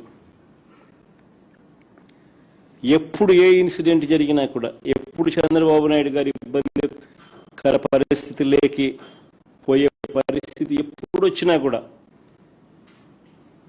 వెంటనే టాపిక్ డైవర్ట్ చేసేందుకు ఆయనతో పాటు ఆయన మంత్రులు ప్రజలకు ఈ వర్షన్ పోకూడదు, ప్రజలకు ఈ వివరాలు తెలియకూడదు అని డైవర్ట్ చేసే కార్యక్రమంలో భాగంగా అడ్డగోలుగా ఒక టాపిక్ తీసుకొస్తారు, ఒక అబద్ధాన్ని తీసుకొస్తారు, ఒక అబద్ధానికి రెక్కలు కడతారు, సృష్టిస్తారు, దాని మీద ఇష్టం వచ్చినట్టుగా మాట్లాడతారు. అసలు ఇంకొక విస్తుగొలిపే విషయం ఇంకొకటి కూడా. ఈ మధ్య కాలంలోనే మొన్న ఈనాడులో ఫ్రంట్ పేజీలో చూసిన జోగి రమేష్ ఫోటో. నాకు ఆశ్చర్యం అనిపించింది. అసలు 89 మంది సాక్షులు అంట విచారించింది, సంథింగ్ లైక్ దట్. అసలు మా పార్టీకి చెందిన మనిషి జోగి రమేష్, మంత్రి, మేము ప్రతిపక్షంలో ఉన్నాం. చంద్రబాబు నాయుడు గారి ప్రభుత్వం ఇప్పుడు అధికారంలో ఉంది. అలాంటిది చంద్రబాబు నాయుడు గారి హయాంలో కల్తీ మద్యం చేస్తూ చేసే వాళ్లకు పోలీసులకు మధ్య లావాదేవీలలో తేడా వచ్చి ఈ విషయం బయటకు వచ్చింది. చంద్రబాబు నాయుడు గారు ముఖ్యమంత్రి, ఆయన హయాంలో జరుగుతూ ఉన్న కల్తీ మద్యం ఫ్యాక్టరీలు, ఆయన ప్రభుత్వం వచ్చి 1.5 సంవత్సరం తర్వాత బయటపడ్డ ఈ విషయాలు. తంబళ్లపల్లిలో చంద్రబాబు నాయుడు గారి తరపున పోటీ చేసిన వ్యక్తి, టీడీపీకి పోటీ చేసిన వ్యక్తి జయచంద్రారెడ్డి, ఆయన ఆధ్వర్యంలో ఆయన సన్నిహితులు, ఆయన పిఏలు, వీళ్ళందరి ఆధ్వర్యంలో కల్తీ మద్యం తయారు చేస్తూ పోలీసులు రేడ్ చేస్తే దొరికినారు. చేసింది ఉన్నది చంద్రబాబు ముఖ్యమంత్రి హయాము, చేసినది చంద్రబాబు నాయుడు గారి పార్టీకి కంటెస్ట్ చేసిన ఎమ్మెల్యే క్యాండిడేట్. కానీ కేసేమో మా జోగి రమేష్, విజయవాడ మచిలీపట్నం, విజయవాడ ఇబ్రాహీంపట్నం జోగి రమేష్, ఈయన మీద కేసు. నిజంగా మనుషుల్లో మానవత్వం అనేది ఎక్కడైనా ఉండాలా? ఒక అబద్ధానికి రెక్కలు కడుతున్నారు, ఇష్టం వచ్చినట్టుగా ఇరికిచ్చే కార్యక్రమాలు చేస్తూ ఉన్నారు. 83 రోజులు జోగి రమేష్ను బీసీ నాయకుడని కూడా చూడకుండా జైల్లో పెట్టినారు ఈ తప్పుడు కేసులో. 83 రోజుల తర్వాత ఆయన బయటకు వస్తే, బెయిల్ మీద బయటకు వస్తే, ఇంటి మీద యాసిడ్ బాటిల్స్తో దాడి చేయించినారు. యాసిడ్ బాటిల్స్తో. నేను ఆ ఇంటికి కూడా పోయి యాసిడ్ బాటిల్స్తో జరిగిన దాడిలో ఇల్లు ఏ రకంగా కాలింది, యాసిడ్ మరకలతో సహా చూపించిన. యాసిడ్ బాటిల్స్తో దాడి చేసిన తెలుగుదేశం వాళ్ళను స్టేషన్ బెయిల్ ఇచ్చి పంపించినారు. పోలీసుల సమక్షంలో జరిగింది ఇది. మళ్ళీ ఈరోజు ఛార్జ్ షీట్ ఫైల్ చేసినారని విన్నా. 89 మంది సాక్షులట జోగి రమేష్ పేరు చెప్పింది. నిజంగా ఎంత దారుణంగా బిల్డప్ చేస్తూ ఉన్నారు కేసులు అని చెప్పడానికి ఇంతకన్నా నిదర్శనాలు ఉండవు. కుట్రలు, కుతంత్రాలు, హత్యా రాజకీయాలు, ఇరికిచ్చడాలు, ప్రలోభాలు పెట్టడాలు, బెదిరించడాలు ఇవన్నీ జరుగుతూ ఉన్నాయి.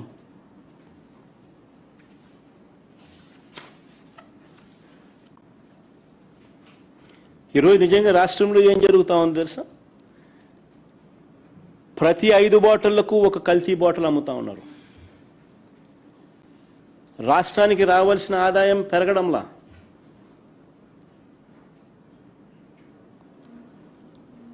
తయారు చేసేది చంద్రబాబు హయాంలోనే, ఆయనే ముఖ్యమంత్రి, అమ్మేది చంద్రబాబు నాయుడు గారి మాఫియా ముఠా బెల్ట్ షాపులు. పోలీసులు బెల్ట్ షాపులు నడుపుతున్నారని తెలుసు, ఎంఆర్పీ రేటు కన్నా ఎక్కువ రేటుకు అమ్ముతున్నారని తెలుసు, అక్కడ ప్రతి 5 బాటిల్లో ఒకటి కల్తీ బాటిల్ ఉందని తెలుసు, ఆయన పోలీసులు బెల్ట్ షాపులు జోలికి పోరు, ఆ వైపు కన్నెత్తి చూడరు. జరుగుతూ ఉన్నది ఇది.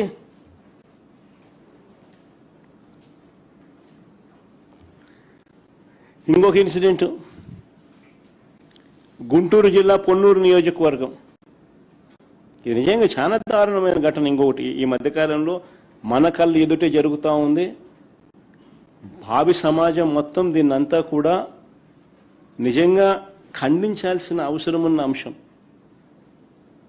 పొన్నూరు నియోజకవర్గంలో మామిళ్ళపల్లెలో కాపు సామాజిక వర్గానికి చెందిన 5 చిన్న రైతులు తాము పండించిన పంటకు, మొక్కజొన్న పంటకు రేటు లేదని, ఎంఎస్పి చూస్తే 2400, కొనేవాడు చూస్తే 1600, 1400 రేటుకు కొనేదాన్ని అడుగుతున్నాడు. రేటు లేక వాళ్ళు వాళ్ళ గోడౌన్లో, చిన్న గోడౌను, అదే సైజు కూడా, గోడౌన్ సైజు కూడా ఎవరైనా చూస్తే ఆశ్చర్యపోతారు, చిన్నది. ఆ 5 మంది రైతులు వాళ్ళ ఊర్లో, అది వాళ్ళ ఊర్లోనే, వాళ్ళ గోడౌన్లో వాళ్ళు పెట్టుకున్నారు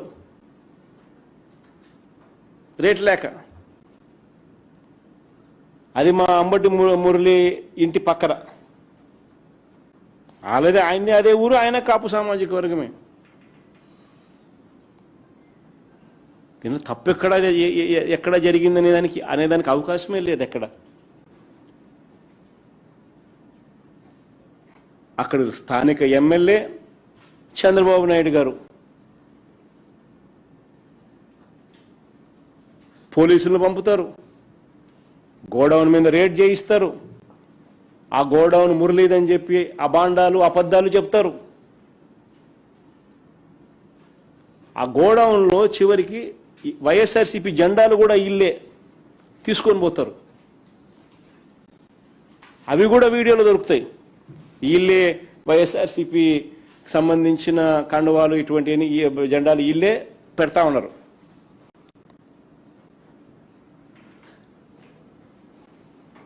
మొక్కజొన్న నిల్వ చేశారంటూ గోడౌన్ సీజ్ చేసినారు. నాకు ఆశ్చర్యం అనిపిస్తుంది. సీజ్ చేయడం ఏంది స్వామి? రేటు లేక పెట్టుకున్నారాడా? నువ్వు రేటు ఇచ్చి తీసుకుంటావేమో, బంగారంగా తీసుకోరాదు, వాళ్ళు అదే అడుగుతా ఉన్నారు. వాళ్ళు దాన్ని ఎందుకు కొనుక్కుంటారు, కొనుక్కొని ఏం చేసుకుంటారు,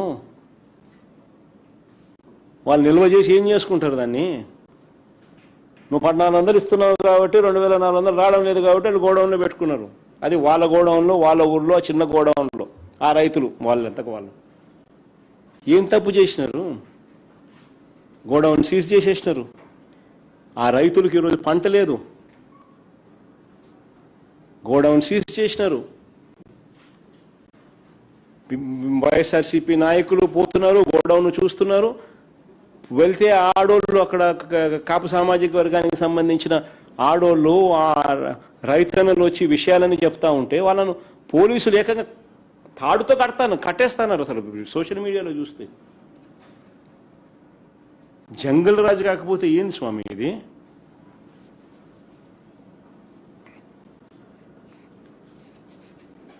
దొంగ కేసులు, తప్పుడు సాక్ష్యాలు,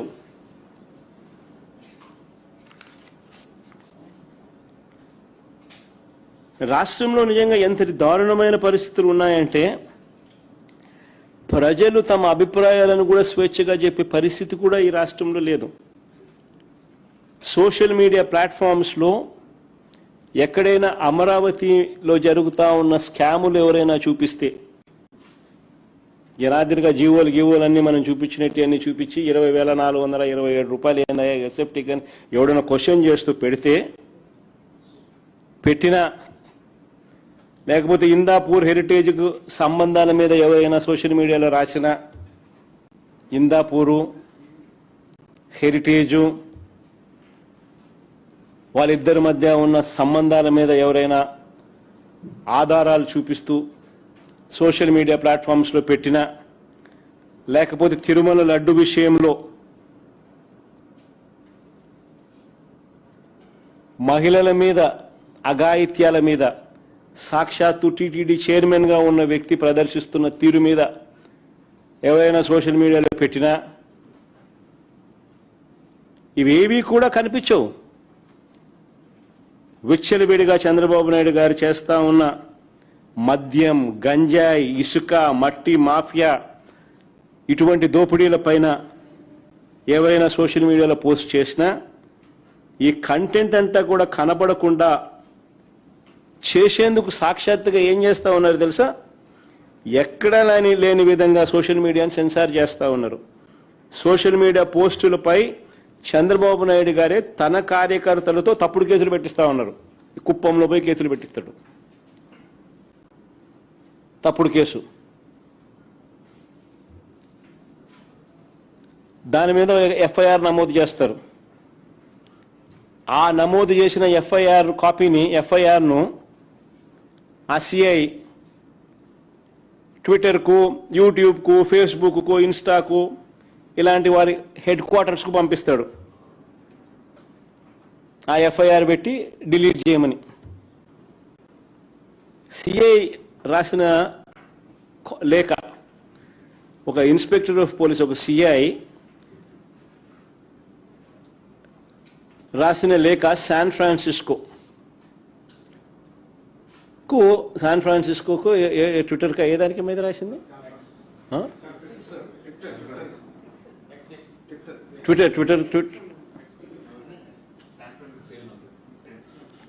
ఎక్స్లో తాను పెట్టిన, ట్విట్టర్కు తాను పెట్టిన రాసిన లేఖ.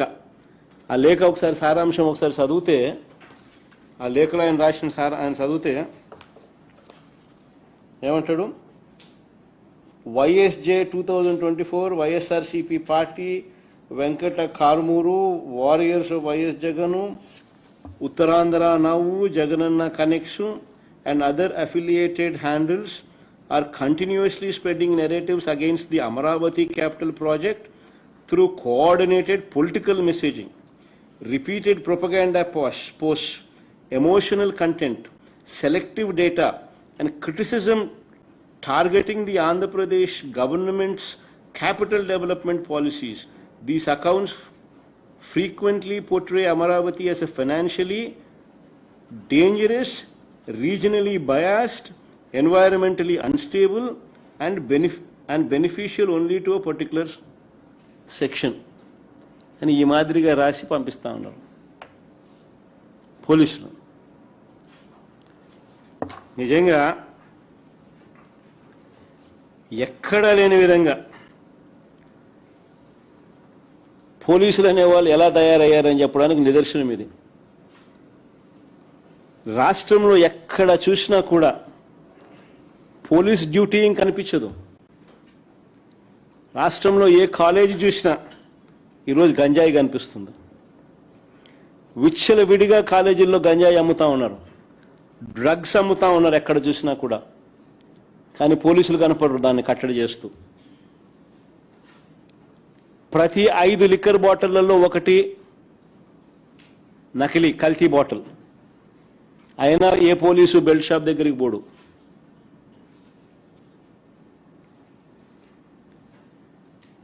పోలీసులు చేసేది ఏమిటి అంటే తప్పుడు కేసులు పెట్టడం. చంద్రబాబు నాయుడు గారికి వ్యతిరేకంగా ఎవరు మాట్లాడినా కూడా తప్పుడు కేసులు, ఆ కేసు చుట్టూ తప్పుడు సాక్ష్యాలు క్రియేట్ చేయడం, వీళ్ళని జైలుకు పంపించాలని తాపత్రయపడ్డాం. నిజంగా గవర్నెన్స్ అనేది పూర్తిగా పోయింది. ఈరోజు ఆడవాళ్ళకు రాష్ట్రంలో భద్రత లేదు.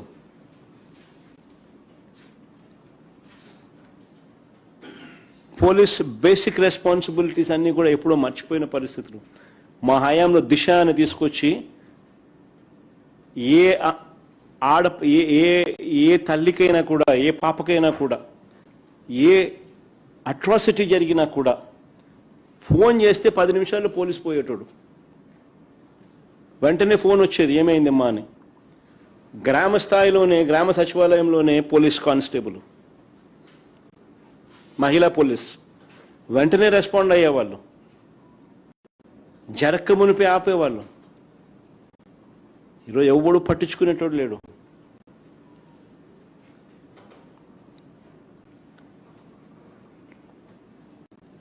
ఇంకా ముందుకు పోతే ప్రతిపక్ష పార్టీగా ఈ 2 ఏళ్లుగా మేము చంద్రబాబు నాయుడిని అడుగుతా ఉన్నాం. మేమే కాదు, ప్రజల తరపున మేము అడుగుతా ఉన్నాం. ప్రజలందరూ కూడా గట్టిగా నిలదీస్తూ అడుగుతా ఉన్నారు. అయ్యా, ఎన్నికలకు ముందు సూపర్ 6 అన్నావు, సూపర్ 7 అన్నావు. మీ మేనిఫెస్టోలో 143 హామీలు ఇచ్చావు. వీటి సంగతి ఏమిటయ్యా అని చంద్రబాబు నాయుడు గారిని గట్టిగా ప్రజలు అడుగుతా ఉన్నారు. ప్రజల తరపున మేము కూడా చంద్రబాబు నాయుడు గారిని గట్టిగా నిలదీస్తూనే ఉన్నాం.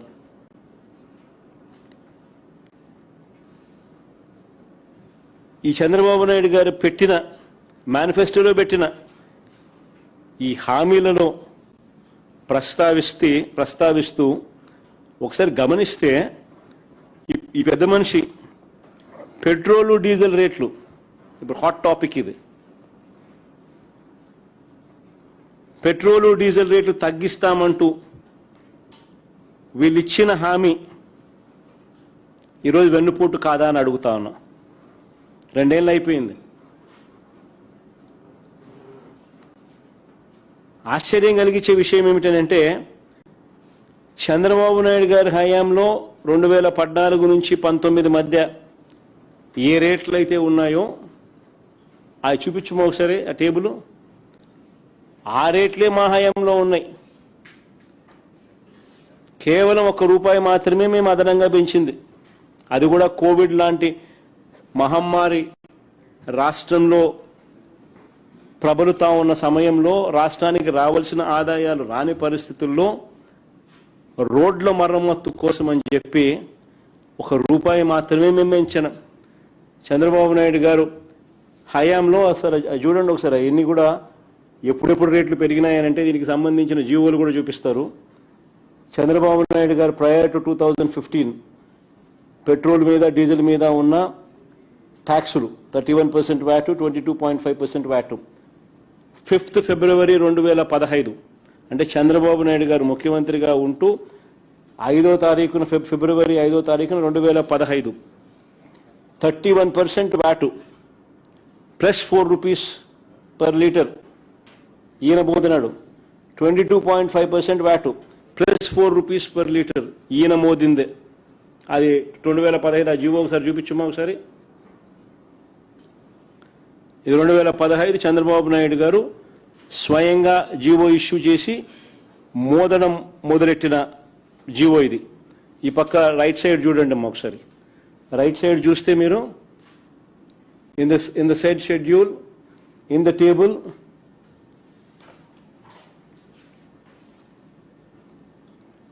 in the said schedule, in the table, against item number 2 petrol, in column number 4 rate of tax for the figure and percentage 31%, the figure and percentage 31% plus ₹4 per litre shall be substituted.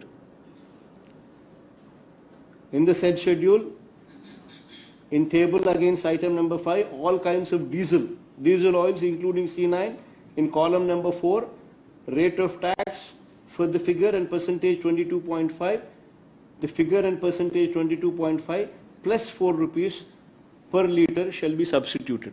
In ఇచ్చిన GO ఈయన హయాంలో ఈయనిస్తే మేము Covid లాంటి మహమ్మారి సమయంలో 2020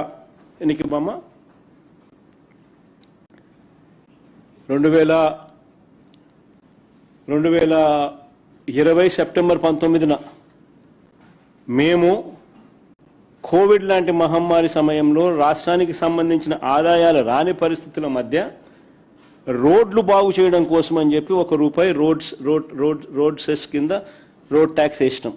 అంతే మేము చేసింది, అంతకన్నా మేము ఏం పెంచలా.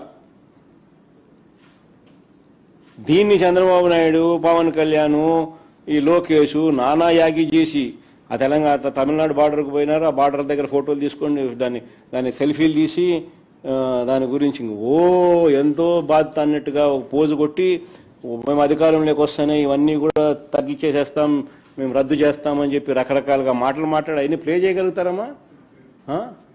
ఆ దొరన్న మాటలు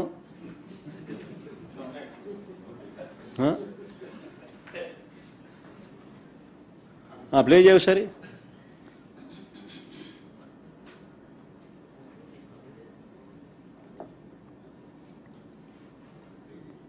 డీజిల్ కూడా ధరల నియంత్రణ ఎక్కడికక్కడ సమీక్ష చేస్తాం. పెట్రోల్ డీజిల్ కూడా ధరల నియంత్రణ చేస్తాం. పెట్రోల్ ధరల గురించి మీద మాట్లాడారు. బాగా జారిస్తే ధరలు మేము తగ్గిస్తాం. నేను ఎందుకు ముఖ కంఠంతో చెప్తున్నానంటే ఈ రోజు భారతదేశంలోనే నిత్యావసర సరుకుల ధరలు ఇంత శాతం పెరిగిందని ఏకైక రాష్ట్రం ఆంధ్ర రాష్ట్రం. దానికి కారణం పెట్రోల్ డీజిల్ పైన ఈ ప్రభుత్వం వేసే పన్ను. చాలా మంది గూడ్స్ ఆటో ఉండదు, ఏం పట్టుకెళ్తారండి? నిత్యావసర సరుకులే కదా. వీళ్ళ చేతగాంతనం వల్లే నిత్యావసర సరుకులు కదా ఇంత పెరిగింది. సో మేము అధికారంలోకి వచ్చిన తర్వాత ఎట్టి పరిస్థితుల్లో మేము ధరలు తగ్గిస్తాం, మీకు పెట్రోల్ డీజిల్ అందుబాటులో తీసుకొస్తాం అని నేను తర్వాత మళ్ళీ మేనిఫెస్టో తీసుకోండి. ఆ మేనిఫెస్టో ఒకసారి చూపించము. ఒకసారి మేనిఫెస్టోలో వీళ్ళు రాసిన మాటలు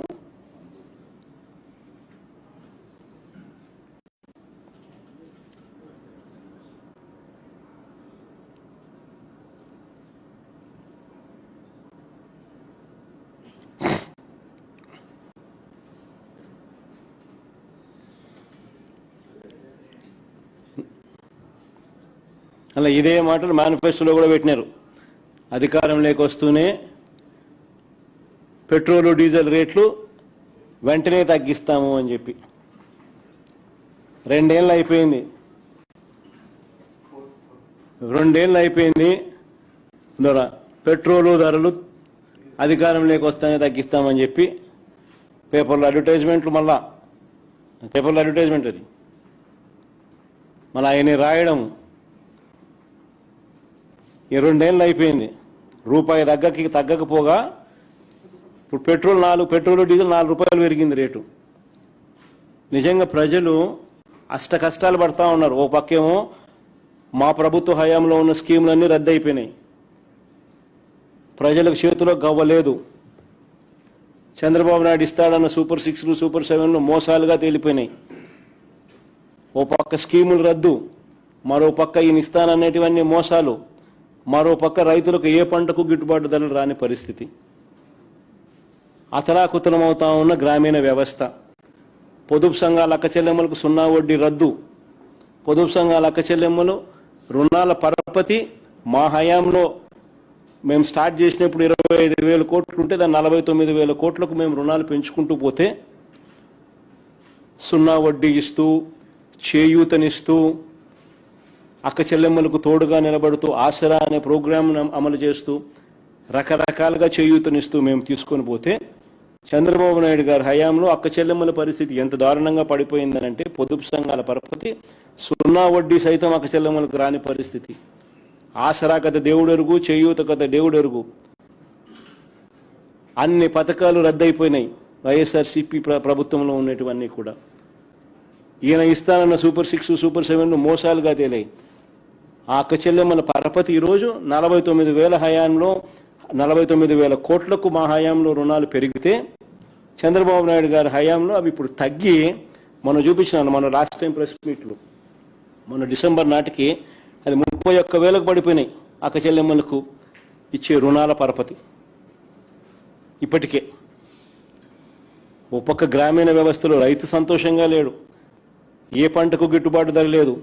ఉచిత పంటల బీమా పథకం లేదు, క్రాప్ ఇన్సూరెన్స్ లేదు, ఇన్పుట్ సబ్సిడీ లేదు. మోంతా తుఫాన్ వస్తే ఇంతవరకు మోంతా తుఫాన్ వచ్చిన ఇన్పుట్ సబ్సిడీ ఇంతవరకు ఇవ్వలేదు. ఏ పంటకు గిట్టుబాటు ధరలు లేవు. గ్రామీణ వ్యవస్థ అంతా కూడా కుప్పకూలిపోయిన పరిస్థితుల్లో 4 రూపాయలు పెట్రోల్ డీజిల్ రేట్లు పెరిగినాయి. మరి పెద్ద మనిషి చంద్రబాబు నాయుడు గారు ఏం చేయాలి? చంపలు వేసుకొని 2 ఏళ్ల కిందటి నేను పెంచాల్సింది కనీసం ఇప్పుడన్నా నేను చంపలు వేసుకొని పెంచుతున్నాను అని చెప్పి కనీసం సారీ చెప్పి చంపలు వేసుకొని కనీసం ఇప్పుడన్నా తగ్గించాలన్నా? వాళ్ళు పెంచిన 4 రూపాయలు ప్లస్ ఈయన తగ్గిస్తానన్న అమౌంట్ కలిసి కనీసం 8 రూపాయలన్నా తగ్గించాలన్నా లేదా? లీడర్కు మేనిఫెస్టోలో పెట్టినాడు, స్పీచ్లు ఇచ్చినాడు, ఎన్ని చెప్పినాడు. తగ్గించకపోగా ఈ మనిషి ఏం చేసినాడు తెలుసా? ఇది స్కామ్. సంక్షోభంలో స్కాములు ఎలా చేస్తారో చంద్రబాబు నాయుడు దగ్గర నుంచి మనం నేర్చుకోవాలి. ఇప్పుడు చెప్తా. ఓ పక్క ఏప్రిల్లో మీ అందరికీ తెలిసే ఉంటుంది, ఏప్రిల్లో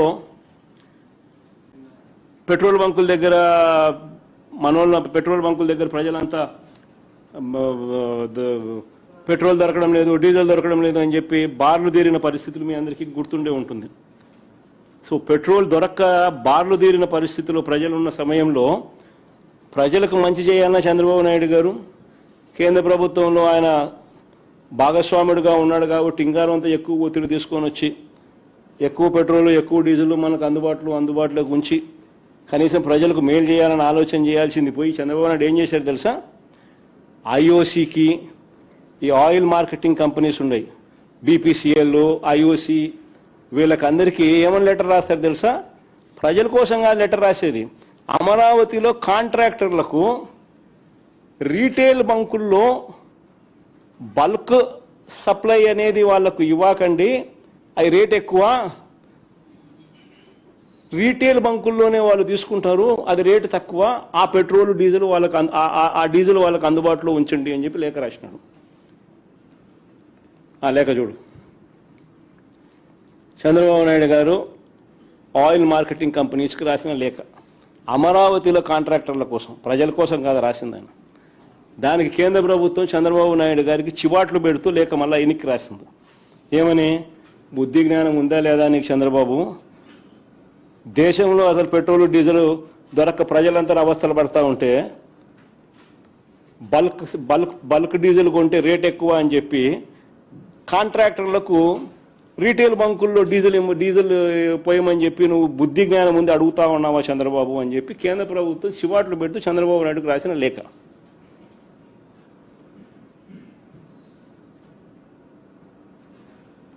ఇంతకన్నా దారుణం ఎక్కడైనా ఉంటుందా? ప్రజల గురించి ఆలోచన చేయాల్సిన సమయంలో ప్రజల గురించి ఆలోచన చేయకుండా అమరావతిలో కాంట్రాక్టర్ల గురించి, ఈయన ఆ కాంట్రాక్ట్ పనులలో ఈయనకు వచ్చే డబ్బుల గురించి, ఈయన స్కాముల గురించి మాత్రం ఆలోచన చేసేటోడు ప్రపంచ చరిత్రలో ఎవడైనా ఉంటాడా?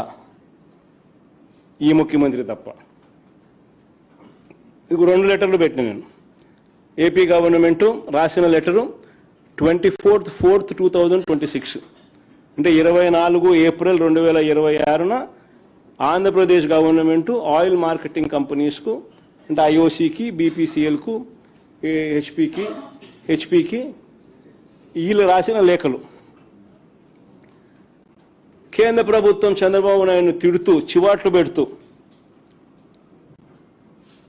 20 ఏప్రిల్లో అంటే ఐఓసి వాళ్ళు, బీపీసీఎల్, హెచ్పి వాళ్ళు వెంటనే వాళ్ళకి ఫోన్ చేసి కేంద్ర మంత్రికి చెప్పినారు, చంద్రబాబు నాయుడు మీ కూటమిలో సభ్యుడు ఇట్లా అడుగుతా ఉన్నాడు, ఏం చేయమంటాం మమ్మల్ని, మేమేం చేయాలో మాకు అర్థం కావడం లేదని చెప్పి ఆ నుంచి వెంటనే మోడీ అంటుకున్నాడు. బుద్ధి జ్ఞానం ఉందా చంద్రబాబు నీకు? ఏం మాట్లాడుతున్నావు, ఏం చేస్తున్నావు, నీకు అర్థమవుతాను. వాళ్ళు వెంటనే లెటర్ రాసినారు. అంటే ఏం ఆలోచనలు చేస్తూ ఉన్నారు? ఒకవైపున నువ్వు ఎన్నికల్లో ఇచ్చిన మాటను నెరవేర్చడం లేదు, మేనిఫెస్టోలో పెట్టిన మాటను చెత్తబుట్టలో వేస్తున్నావు. మరో పక్కన ప్రజలు ఇబ్బందుల్లో ఉంటే ప్రజల ఇబ్బందుల్లో వాళ్ళకు తోడుగా ఉండాల్సింది పోయి నువ్వు నీ కాంట్రాక్టర్ల గురించి ఆలోచన చేసి బల్క్లో వాళ్ళు డీజిల్ కొంటే 155 రూపాయలు అవుతుందని, రీటైల్ పెట్రోల్ బంకుల్లో కొంటే 101 రూపాయికే 101 రూపాయికే లీటర్కు డీజిల్ దొరుకుతుందని, వాళ్ళకు 101 రూపాయికే లీటర్ పోయమని చెప్పి రీటైల్ బంకుల్లో పోయమని చెప్పి నువ్వు లేఖ రాస్తావు.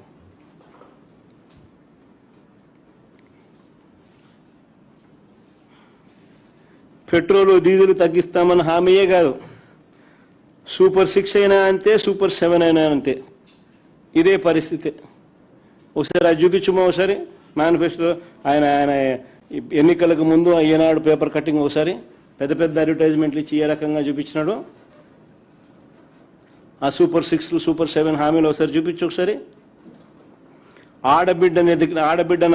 ఆడబిడ్డ నిధి కింద ఇస్తానన్న నెలకు 1500, 2 ఏళ్ళు అవుతా ఉంది, ఇంతవరకు రూపాయిలే.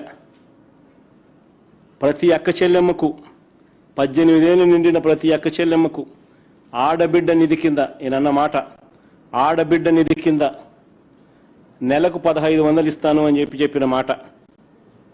ప్రతి మహిళకు నెలకు 1500, సూపర్ 6 సూపర్ 7 అడ్వర్టైజ్మెంటు. 2 ఏళ్ళు అయింది, సంవత్సరానికి 18,000, 1500 ఇంటూ 12 నెలలు అంటే ఇంటూ 2 ఏళ్ళు అంటే 36,000. ప్రతి మహిళకు ఇప్పటికే 36,000 బాకీ, ఇంతవరకు రూపాయి ఇచ్చింది లేదు. ప్రతి నిరుద్యోగికి నెలకు 3,000, ప్రతి నిరుద్యోగికి నెలకు 3,000 రూపాయలు నిరుద్యోగ భృతి అన్నాడు. ఇప్పటికి 2 ఏళ్ళు అయిపోయింది, సంవత్సరానికి 36,000 బాకీ, 2 ఏళ్ళు అయింది. ప్రతి నిరుద్యోగికి 72,000 రూపాయలు ప్రతి నిరుద్యోగికి బాకీ. ఇంటింటికి పోయి బాండ్లు ఇచ్చినారు. ఆ బాండ్ కూడా ఒకసారి చూపించము, ఒకసారి సంతకాలు. చూడు, పక్కన చంద్రబాబు నాయుడు, పక్కన పవన్ కళ్యాణ్, మళ్ళీ వీళ్ళ సంతకాలు, మళ్ళా దానికొక మళ్ళా ఏంది, మళ్ళా వీళ్ళ త్రికరణ శుద్ధిగా వీళ్ళు చేస్తా ఉన్న ప్రమాణం. చదువు ఒకసారి, నీకు దగ్గరగా ఉన్నంత చదువు ఒకసారి. ఆ ప్రమాణం ఎంత, ఏం ప్రమాణము? మైక్ పెట్టుకుని చదువు పట్టు, రాయ్ చెప్పట్టు, చెప్పు. చంద్రబాబు నాయుడు, పవన్ కళ్యాణ్ అనే మేము చదివితే మాకు అర్థమవుతుంది. మన రాష్ట్ర ప్రజలు మా సమిష్టి నాయకత్వంపై ఉంచిన నమ్మకాన్ని నిలబెట్టుకుంటామని త్రికరణ శుద్ధితో ప్రమాణం చేస్తున్నాం. 2024లో టీడీపీ జనసేనల సంయుక్త పార్టీ అధికారంలోకి వచ్చాక మేమిద్దరం భవిష్యత్ గ్యారంటీలోని వాగ్దానాలను అమలు చేయడంతో పాటు మన రాష్ట్ర అభివృద్ధికి, పురోగతికి సమన్వయంతో, పరస్పర సహకారంతో సమిష్టిగా కృషి చేస్తామని ప్రతిజ్ఞ చేస్తున్నాం. ఎప్పటి నుంచి వచ్చిందో చూడు, జూన్ 2024 నుంచి ప్రారంభం సినిమా అని రాసినారు. జూన్ 2024 నుంచి ప్రారంభం, సినిమా ప్రారంభం. అది ఇది చేసినారు. ఇంతవరకు 3,000 రూపాయలు నిరుద్యోగ భృతి అంటే సంవత్సరానికి 36,000 రూపాయలు, 2 ఏళ్లకు 72,000 రూపాయలు. ఒక్కరికి ఇంతవరకు రూపాయి ఇచ్చిందా. మళ్ళీ ఇంకోటి ఏంది, 50 ఏళ్ళకి పక్క కింద రాసిన చూడమా, 50 ఏళ్ళకే పెన్షన్. ఎస్సీ, ఎస్టీ, బీసీ, మైనార్టీకి 4,000 రూపాయలు నెల పెన్షన్ 50 ఏళ్ళకే. అది సినిమా ప్రారంభం జూన్ 2024 నుంచి ప్రారంభం సినిమా. ఇది ఇచ్చిన బాండు. ప్రతి మహిళకు, ప్రతి పెన్షన్దారికి, ప్రతి ఎస్సీ, ఎస్టీ, బీసీ, మైనారిటీల ప్రతి వ్యక్తికి నెలకు 4,000 రూపాయలు అంటే 48,000 రూపాయలు నెలకు, సంవత్సరానికి 96,000 2 ఏళ్లకు బాకీ. ఇంతవరకు రూపాయి ఇచ్చిందిలా. నిజంగా ఇంట్లో గ్రామాలలో ప్రతి ఇంట్లో తిట్టుకొని తిడతా ఉన్నాడు చంద్రబాబు నాయుడు.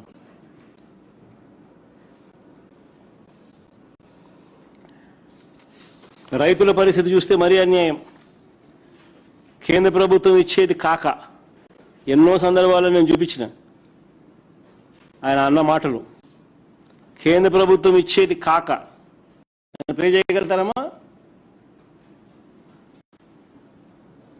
ఇప్పటికి ఎన్నోసార్లు చేసిన. కేంద్ర ప్రభుత్వం ఇచ్చేది కాక ఏడాదికి 20,000 చొప్పున అన్నదాత సుఖీభవ కింద ప్రతి రైతుకి ఇస్తామన్నారు. 2 ఏళ్ళు అయిపోయింది, 40,000 ఇవ్వాల. మొదటి ఏడాది ఎగ్గొట్టాడు. 2 ఏళ్ళకి కలిపి 40,000 ఇవ్వాల, ఇచ్చింది కేవలం 14,000, 26,000 ఎగ్గొట్టినాడు. అంతేకాకుండా 50 లక్షల మంది రైతులు మా హయాంలో ఇస్తూ ఉంటే మేము రైతు భరోసా ఇస్తే అందులో 7 లక్షలు కోత కోసినాడు. 7 లక్షల మందికి రైతులకు అది కూడా ఇవ్వాల. రైతుల పరిస్థితి ఈరోజు ఏమిటి అని అంటే ఉచిత పంటల బీమా లేదు, ఇన్పుట్ సబ్సిడీ లేదు, 0 వడ్డీ లేదు, ఈ క్రాపు ఆర్బీకేలు 2 నిర్వీర్యం. ఏ పంటకు ఈరోజు రైతులు గిట్టుబాటు ధర రావడంలా. ఈరోజు ఇప్పటికీ కూడా మొక్కజొన్న, శనగ, పొగాకు రైతులు ఈ రోజుకి కూడా రోడ్ల మీద ధర్నాలు చేస్తూ ఉన్నారు. అయినా ఎవడు పట్టించుకునే కార్యక్రమం చేయడంలా. ఇంతవరకైనా ఎవడు కూడా పట్టించుకునే పరిస్థితి లేదు. చూడవా సరే, మాట తప్పడు. అవును, ఇప్పుడేమన్నావు, గవర్నమెంట్ ఆఫ్ ఇండియా 6,000 రూపాయలు ఇస్తుంది కాబట్టి అది మైనస్ చేసి నేను 6,500 రూపాయలు ఇస్తానని చెప్పిన పెద్ద మనిషి ఎవరో ఏం చెప్పలా? రైతుకు సంవత్సరానికి 20,000 రూపాయలు ఇప్పుడు ఇచ్చేది కాకుండా 20,000 వరకు ఇచ్చేట్టుగా తెలుగుదేశం పార్టీ నిర్ణయం చేశాం. నోరు తెరిస్తే అబద్ధాలు, నోరు తెరిస్తే మోసం. అసలు కేంద్ర ప్రభుత్వానికి రైతు భరోసా గురించి చెప్పింది మేము. నేను రైతు భరోసా చెప్పిన తర్వాత నా పాదయాత్ర జరుగుతా అన్నగా జరిగి క్లైమాక్స్కి వచ్చిన తర్వాత అప్పుడు వాళ్ళ మోడీ వాళ్ళు మన లాస్ట్లో చివరిలో వాళ్ళు ఈ స్కీమ్ తీసుకొచ్చినారు. నోరు తెరిస్తే అబద్ధాలు. ఇంకా ఈ మనిషి ఈ మిగతా సూపర్ 6 సూపర్ 7లో ఇంకా ముందుకు పోయినామనంటే చివరికి రాష్ట్రంలో ఎక్కడికి వెళ్ళినా మహిళలకు ఫ్రీ బస్ అన్నాడు. 16 కేటగిరీల బస్సులు ఉంటే కేవలం 5 కేటగిరీలకు మాత్రమే పర్మిట్ చేస్తా ఉన్నాడు. ఆ 5 కేటగిరీలు పర్మిట్ చేసే దానిని కూడా ఇప్పుడు మళ్ళీ క్వశ్చన్ మార్క్లోకి వచ్చింది. ఏమంటా ఉన్నాడు ఇప్పుడు ఆర్టీసీ బస్సులన్నీ తీసేసి ఎలక్ట్రిక్ బస్సులు తీసుకొస్తారంట. ఇందులో ఉచితం లేదంటూ మహిళలకు ద్రోహం చేయడానికి మళ్ళా పూనుకున్నారు.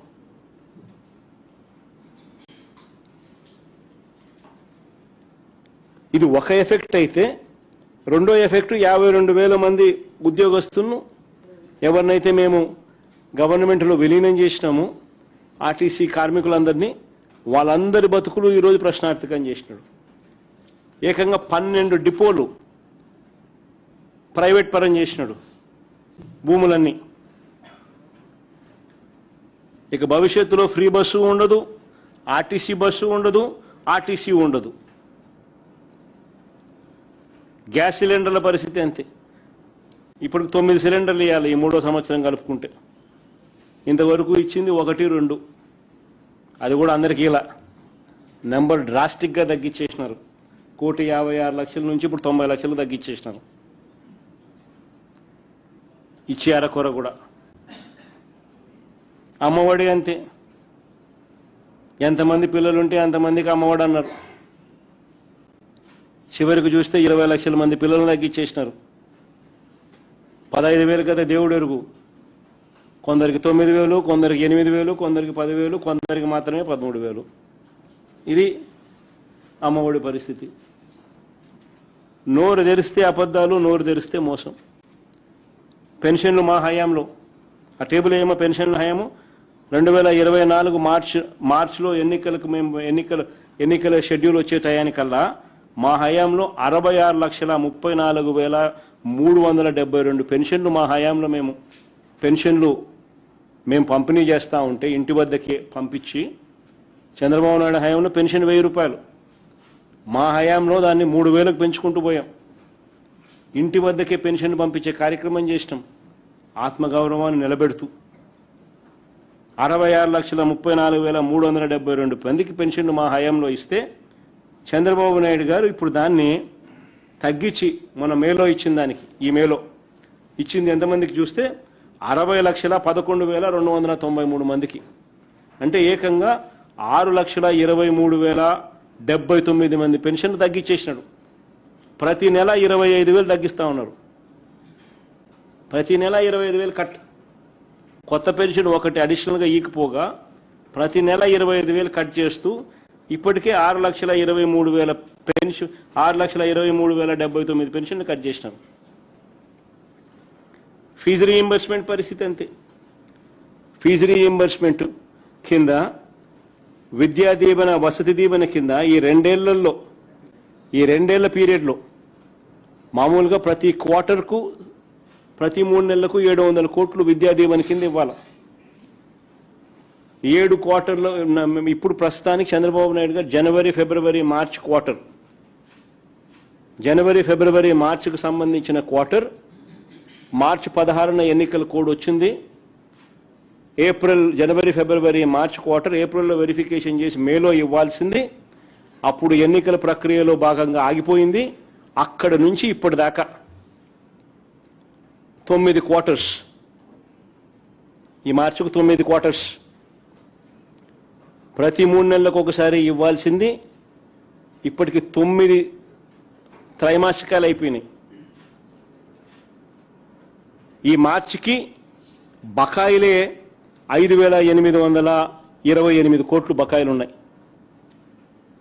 700 కోట్లు ఇంటూ 9 క్వార్టర్స్ 6,300 కోట్లు.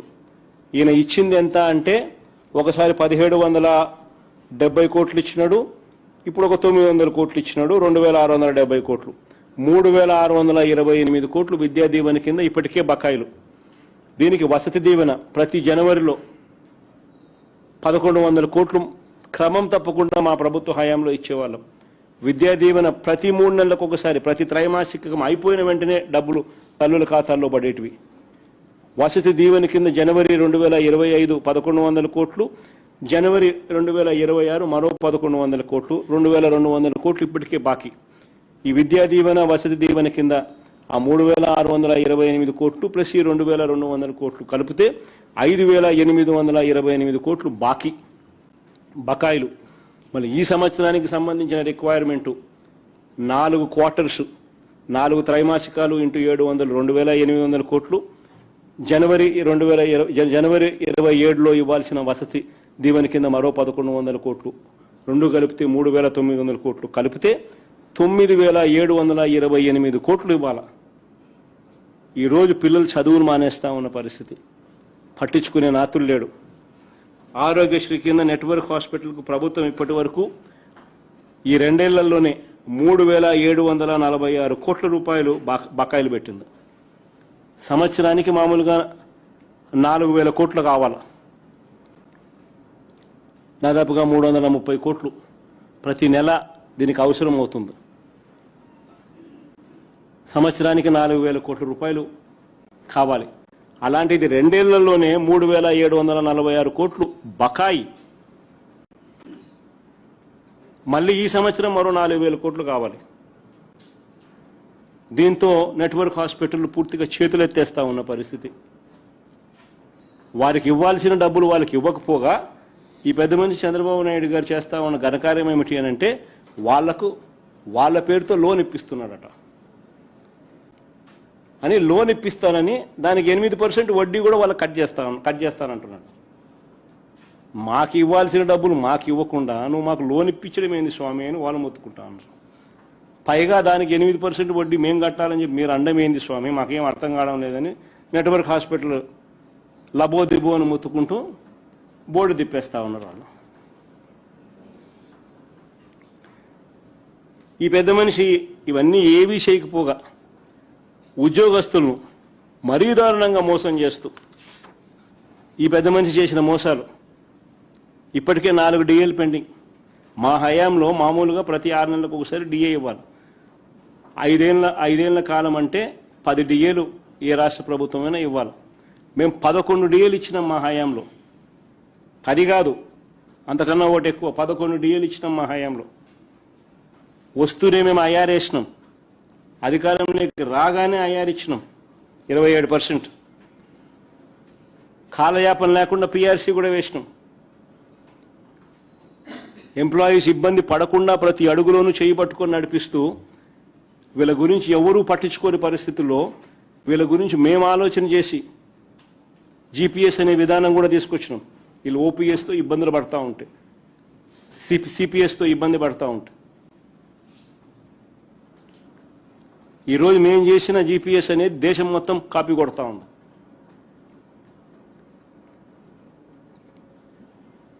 ఈరోజు పరిస్థితి చూస్తే ఉద్యోగులకు 4 డిఏలు పెండింగ్. ఈ జూన్ వస్తే 5వ డిఏ పెండింగ్. ఈ జూన్లో 5వ డిఏ కూడా పెండింగ్. అధికారంలోకి వస్తానే అయ్యారన్నారు, ఇంతవరకు రూపాయి ఇచ్చిన పాపాన పోలా. మెరుగైన పిఆర్సీ అన్నాడు, మా హయాంలో చేసిన పిఆర్సీ చైర్మన్ కూడా తీసేసినారు, కొత్తోని కావాలని వేయడంలా. ఎందుకంటే కొత్త వాళ్ళని వేసినారు అని అంటే మళ్ళీ రిపోర్ట్ రికమెండేషన్స్ వచ్చిందంటే వెంటనే జీతాలు పెంచాలి కాబట్టి ఉద్యోగస్తులకు అసలు పిఆర్సీ వేయడంలా. పోలీస్ సోదరులకు ఇచ్చే సరెండర్ లీవ్స్ 5 పెండింగ్ ఇప్పటికే. ఆశ్చర్యం కలిగించే విషయం ఏంటంటే పోలీసులకు మామూలుగా సరెండర్ లీవ్ ఒకేసారి ఇస్తారు. సరెండర్ లీవ్ కనీసం ఇస్తే ఒకేసారి ఇస్తారు. ఒక సరెండర్ లీవ్ వస్తే కనీసం వాళ్ళకు 60,000 రూపాయలన్నా కనీసం చేతికి అందుతుంది. 60,000తో వాళ్ళు ఏదో కొబ్బు ఏదో చేసుకోవాల్సినట్టు ఏదైనా చేసుకుంటారు. మొట్టమొదటిసారిగా చంద్రబాబు నాయుడు సరెండర్ లీవ్ను కూడా స్ప్లిట్ చేస్తున్నాడు.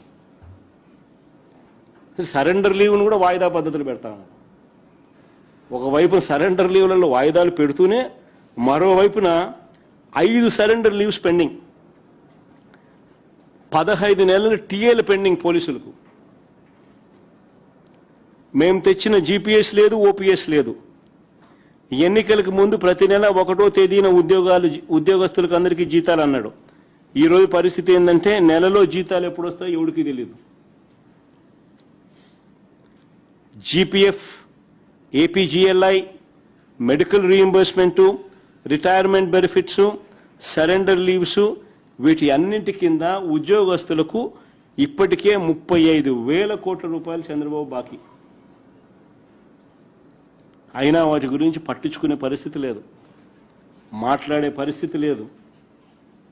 ఎవడైనా అడిగితే వాళ్ళ ఎంప్లాయీ యూనియన్ అధ్యక్షుడు వెంకటరామరెడ్డి అని పాపం ఆ పిల్లోడు నోరు తెరిచి అడిగితే ఆ పిల్లోని మీద దొంగ కేసులు పెట్టి, ఉద్యోగస్తుల మీద దొంగ కేసులు పెట్టి అసలు ఆ పిల్లోని ఉద్యోగం నుంచి డిస్మిస్ చేసినారు. దొంగ కేసులు పెట్టి చంద్రబాబు నాయుడు వ్యతిరేకంగా ఎప్పుడో క్యాంపెయిన్ చేసినానని చెప్పి.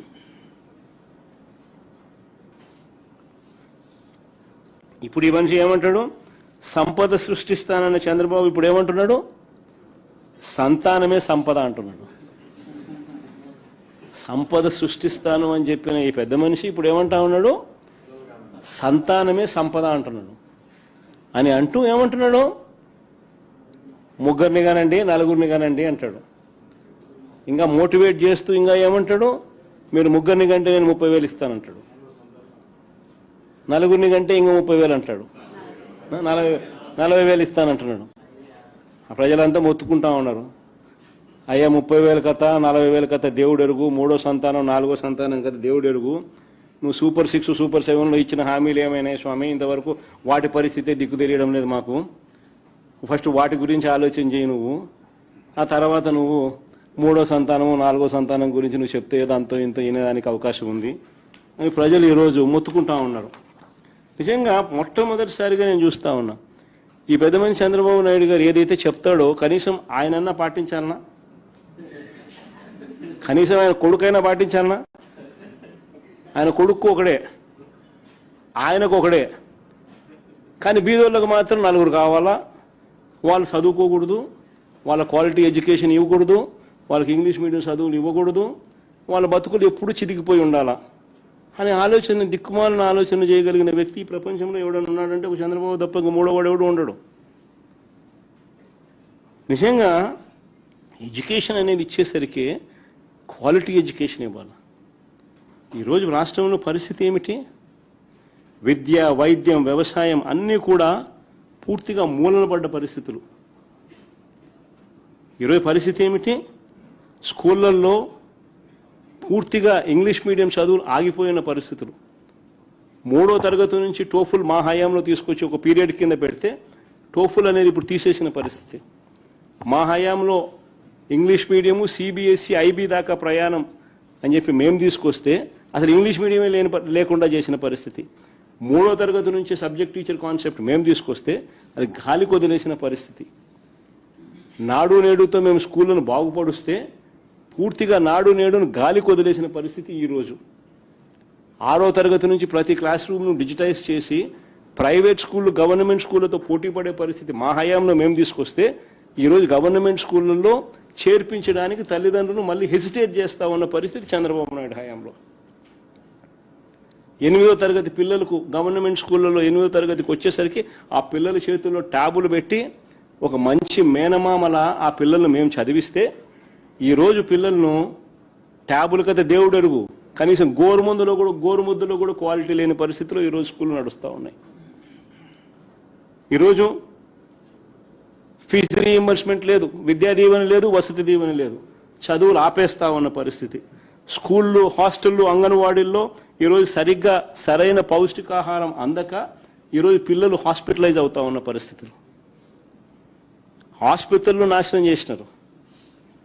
విలేజ్ క్లినిక్ల దగ్గర నుంచి పిహెచ్సిల నుంచి నాడు నేడు తీసుకొచ్చి అన్ని హాస్పిటల్స్ను రిఫార్మ్స్లో మేము చేస్తే 0 వేకెన్సీ పాలసీ తీసుకొచ్చి సూపర్ స్పెషాలిటీ వైద్యులు గవర్నమెంట్ హాస్పిటల్లో కొరత లేని పరిస్థితి మా హయాంలో ఉంటే ఈరోజు పూర్తిగా అన్ని నాశనం అయిపోయిన పరిస్థితి. 17 కొత్తగా మెడికల్ కాలేజీలు కట్టడానికి మేము శ్రీకారం చుడితే కేవలం 5,000 కోట్లు ఖర్చు చేస్తే చాలు ఆ 17 మెడికల్ కాలేజీలు పూర్తయిపోయి బ్రహ్మాండంగా నడిచే పరిస్థితిలోకి తీసుకురావాల్సిన 17లో ఆల్రెడీ మా హయాంలోనే 3 అయిపోయినాయి. మిగిలినటివన్నీ కూడా మిగిలినవి కూడా రకరకాల స్టేజుల్లో ఉన్నాయి. కేవలం 5,000 కోట్లు పెడితే చాలు, అది కూడా 5 ఏళ్లలో పెడితే చాలు, ఆ 17 మెడికల్ మిగిలిన 14 కూడా అందుబాటులోకి వచ్చి పిల్లలందరికీ కూడా ఇక్కడే క్వాలిటీ ఎడ్యుకేషన్ దొరికే పరిస్థితిని పక్కన పెట్టి అది అమ్మే కార్యక్రమం చేస్తూ ఉన్నారు.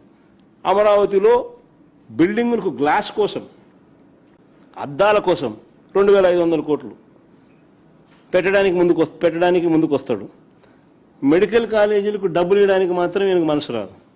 నాడు నేడు స్కూళ్ళల్లో నాడు నేడు కింద స్కూళ్ళను బాగుపరచడానికి మాత్రం ఈయనకు మనసు రాదు. పూర్తిగా 0 వడ్డీ అనే పథకం తీసేసి ఆసరా, చేయూత వంటి పథకాలన్నీ పూర్తిగా రద్దయిపోయి ఈరోజు పొదుపు సంఘాల మహిళలందరూ కూడా గ్రామీణ ఎకానమీ పూర్తిగా చిన్నాభిన్నమైపోయే పరిస్థితిలో ఉంటే యువత మహిళలకు ఇద్దరికీ ఉద్యోగాలు దొరక్క సతమతం అవుతా ఉన్న పరిస్థితులు ఈరోజు రాష్ట్రంలో కనిపిస్తూ ఉంటే అన్ని తిరోగమనంలో ఉంటే ఈ పెద్ద మనిషి ఏమంటాడు? సంతానమే సంపద, ముగ్గురిని కనండి, నలుగురిని కనండి అని ఈయన అంటాడు. ఒకవైపు నేను ప్రభుత్వంలో వ్యవస్థలన్నీ ఇంత దారుణమైన పరిస్థితిలో ఉంటే క్వాలిటీ ఆఫ్ లైఫ్ అనేది చంద్రబాబు నాయుడు హయాంలో ఇంత అధ్వానమైన పరిస్థితిలో ఈరోజు కనిపిస్తూ ఉంటే దానిని మెరుగుపరచాల్సింది పోయి ఈ పెద్ద మనిషి ముగ్గురిని కనండి, నలుగురిని కనండి అని చెప్పి ఈరోజు అన్నిటికన్నా బాధ ఏమిటంటే మహిళలను పిల్లలను పుట్టించే యంత్రాలుగా భావించడమే చంద్రబాబు చేస్తూ ఉన్న అతి దిగజారుడు రాజకీయము మాటలు. పిల్లలను పుట్టించే యంత్రాలుగా మహిళలను మాత్రమే ఆయన పరిగణలోకి తీసుకుంటా ఉన్నాడు. కాదు, మహిళలు బాగుంటేనే కుటుంబాలు బాగుంటాయి, మహిళలు సంతోషంగా ఉంటేనే గ్రామీణ ఆర్థిక వ్యవస్థ నిలబడుతుంది, రాష్ట్ర ఆర్థిక వ్యవస్థ నిలబడుతుంది. కుటుంబాలు బాగుండాలని అంటే మహిళలు బాగుండాలి, వారి చిరునవ్వుతో ఉంటేనే కుటుంబాలు బాగుంటాయి. చంద్రబాబు నాయుడు గారు మాత్రం మహిళలను కేవలం పిల్లలను పుట్టించే యంత్రాలుగా మాత్రమే చూడడం అంటే ఇంతకన్నా దారుణమైన పరిస్థితి బహుశా రాష్ట్రంలో ఎప్పుడూ ఉండదు.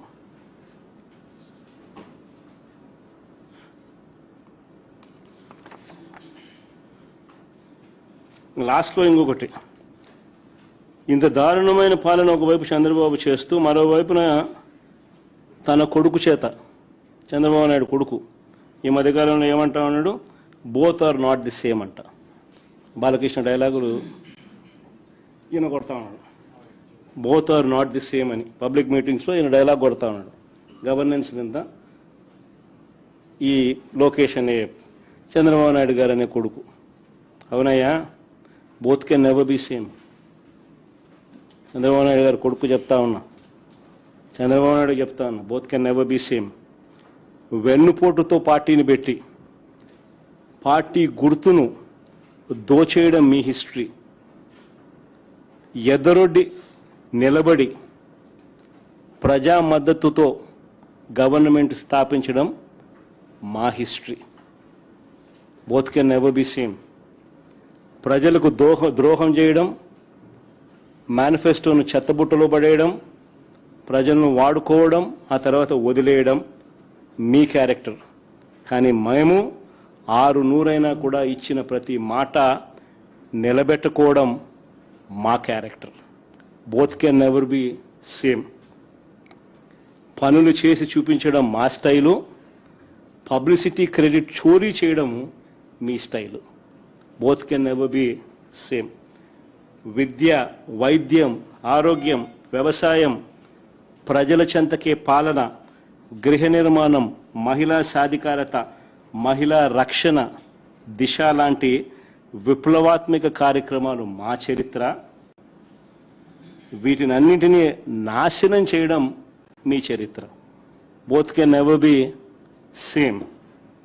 5 ఏళ్లలో పారదర్శకంగా బటన్ నొక్కడం, నేరుగా నా అక్క చెల్లెమ్మల కుటుంబాల ఖాతాల్లోకి నేరుగా 2,73,000 కోట్ల రూపాయలు పంపించడం మా చరిత్ర. మీరు 2 ఏళ్ళు కాకతలికే మేం చేసిన అప్పు కన్నా ఎక్కువ 3,40,000 కోట్లు అప్పు చేసి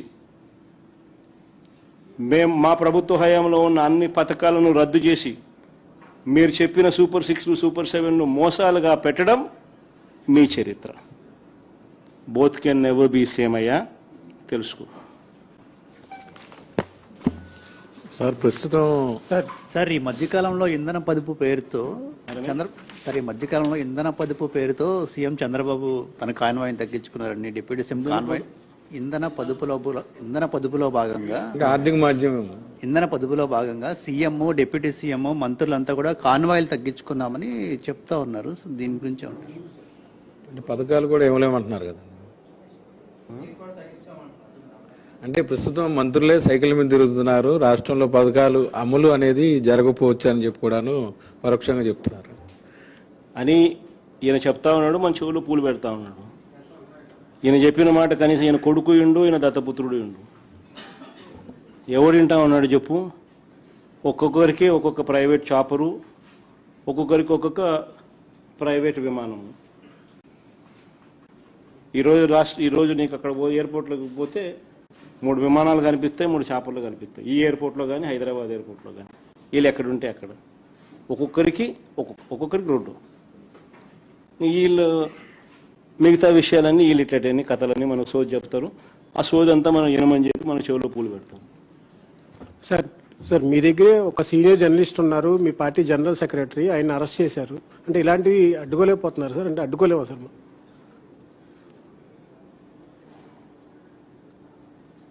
అడ్డుకోవాలి హరీష్. ఒకటి ఏంటనంటే, ప్రజాస్వామ్యంలో అల్టిమేట్గా నువ్వు ఏదైతే ఇత్తుతావో అదే పండుతుంది. వీళ్ళు చేసేటివన్నీ ఏదైతే చేస్తూ ఉన్నారు, రేపు పొద్దున ఇవన్నీ వాళ్ళు చుట్టుకుంటాయి. నేను ఇన్ఫ్యాక్ట్ ఇది సందర్భంగా నువ్వు ఎలాగో ఈ టాపిక్ ఎత్తినావు కాబట్టి నేను చెప్తా ఉన్నా, ఈ రాష్ట్రంలో ఉన్న ప్రతి పోలీస్ సోదరుడికి కూడా నేను రిక్వెస్ట్ చేస్తూ ఉన్నా, చంద్రబాబు నాయుడు గారి ప్రలోభాలతోనూ భయంతోనూ చంద్రబాబు నాయుడు గారు చెప్పినట్టు చేయకండి. ఎందుకంటే రేపు పొద్దున వీటి అన్నిటి మీద ఎంక్వైరీలు జరుగుతాయి. ఎవరెవరు తప్పులు చేసినారు ఆ తప్పులన్నిటి మీద ఎంక్వైరీ జరుగుతుంది. ఎంక్వైరీ జరిగి ఆ తప్పు చేసిన అధికారులందరినీ చట్టం ముందు నిలబెడతాం దోషులుగా. రిటైర్ అయిపోయినా కూడా తీసుకొస్తాం. సప్త సముద్రాల అవతల ఉన్నా కూడా తీసుకొస్తాం. లుకౌట్ నోటీసులు ఇస్తాం. అన్ని రకాలుగా ఏమేం చేయాలని అన్ని చేస్తాం. అందుకనే గవర్నెన్స్లో ఉన్న వాళ్ళు ఖచ్చితంగా వేసే ప్రతి అడుగు కూడా రేపొద్దున ఇదే మనకు చుట్టుకుంటే ఎలా అని ఆలోచన చేసి వేయాలి. చేసేది ప్రజలు ఇచ్చిన అవకాశం, దేవుడిచ్చిన అవకాశం, ప్రజలకు మంచి చేయమని చెప్పి నేను ముఖ్యమంత్రి స్థానంలో కూర్చోబెట్టాను. ఆ ముఖ్యమంత్రి పదవిని ప్రజలకు మంచి చేయడం కోసం ఉపయోగపట్టాలి, కానీ కక్ష తీసుకోవడానికి కోసము, లేకపోతే మీకు వ్యతిరేకంగా ఎవరైనా మాట్లాడితే వాళ్ళ మీద తప్పుడు కేసులు పెట్టి వాళ్ళ జీవితాలను నాశనం చేయాలని చెప్పి చూడడం అన్నది దుర్మార్గం. అందుకే ప్రతి పోలీస్ సోదరికి చెప్తా ఉన్నాం, రేపొద్దున మీరు ఇరుక్కుంటారు.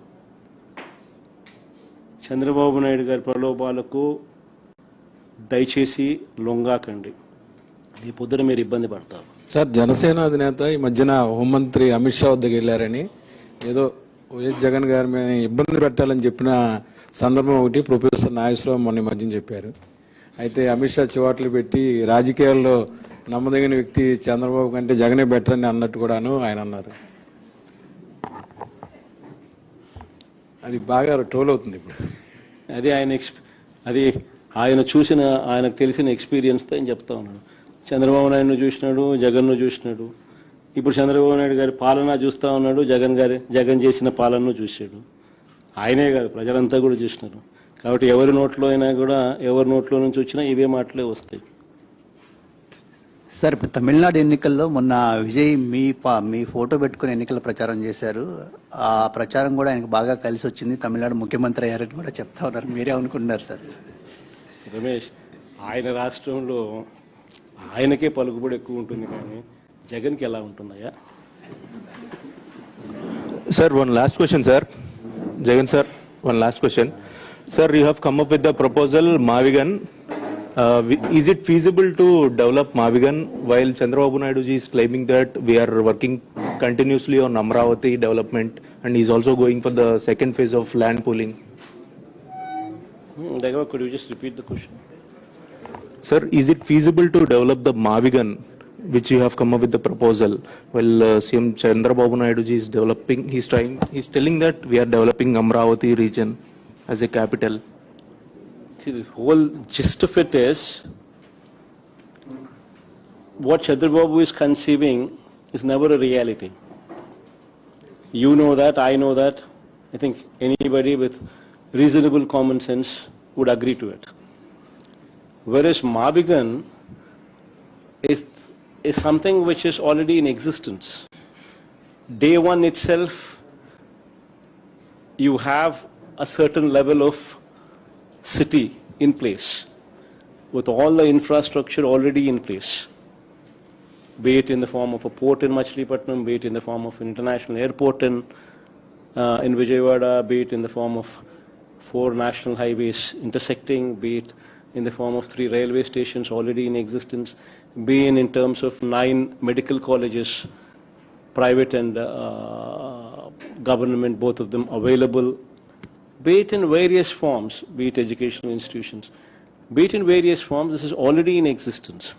So there is nothing required for you to spend except for improvising the connectivity, and at best over a period of maybe 5 years or maybe even 7 years or 8 years, if you can spend just 10% of whatever you're talking about in Amaravati, a reasonable amount of even 15,000-20,000 crores should suffice over a period of 5-7 years.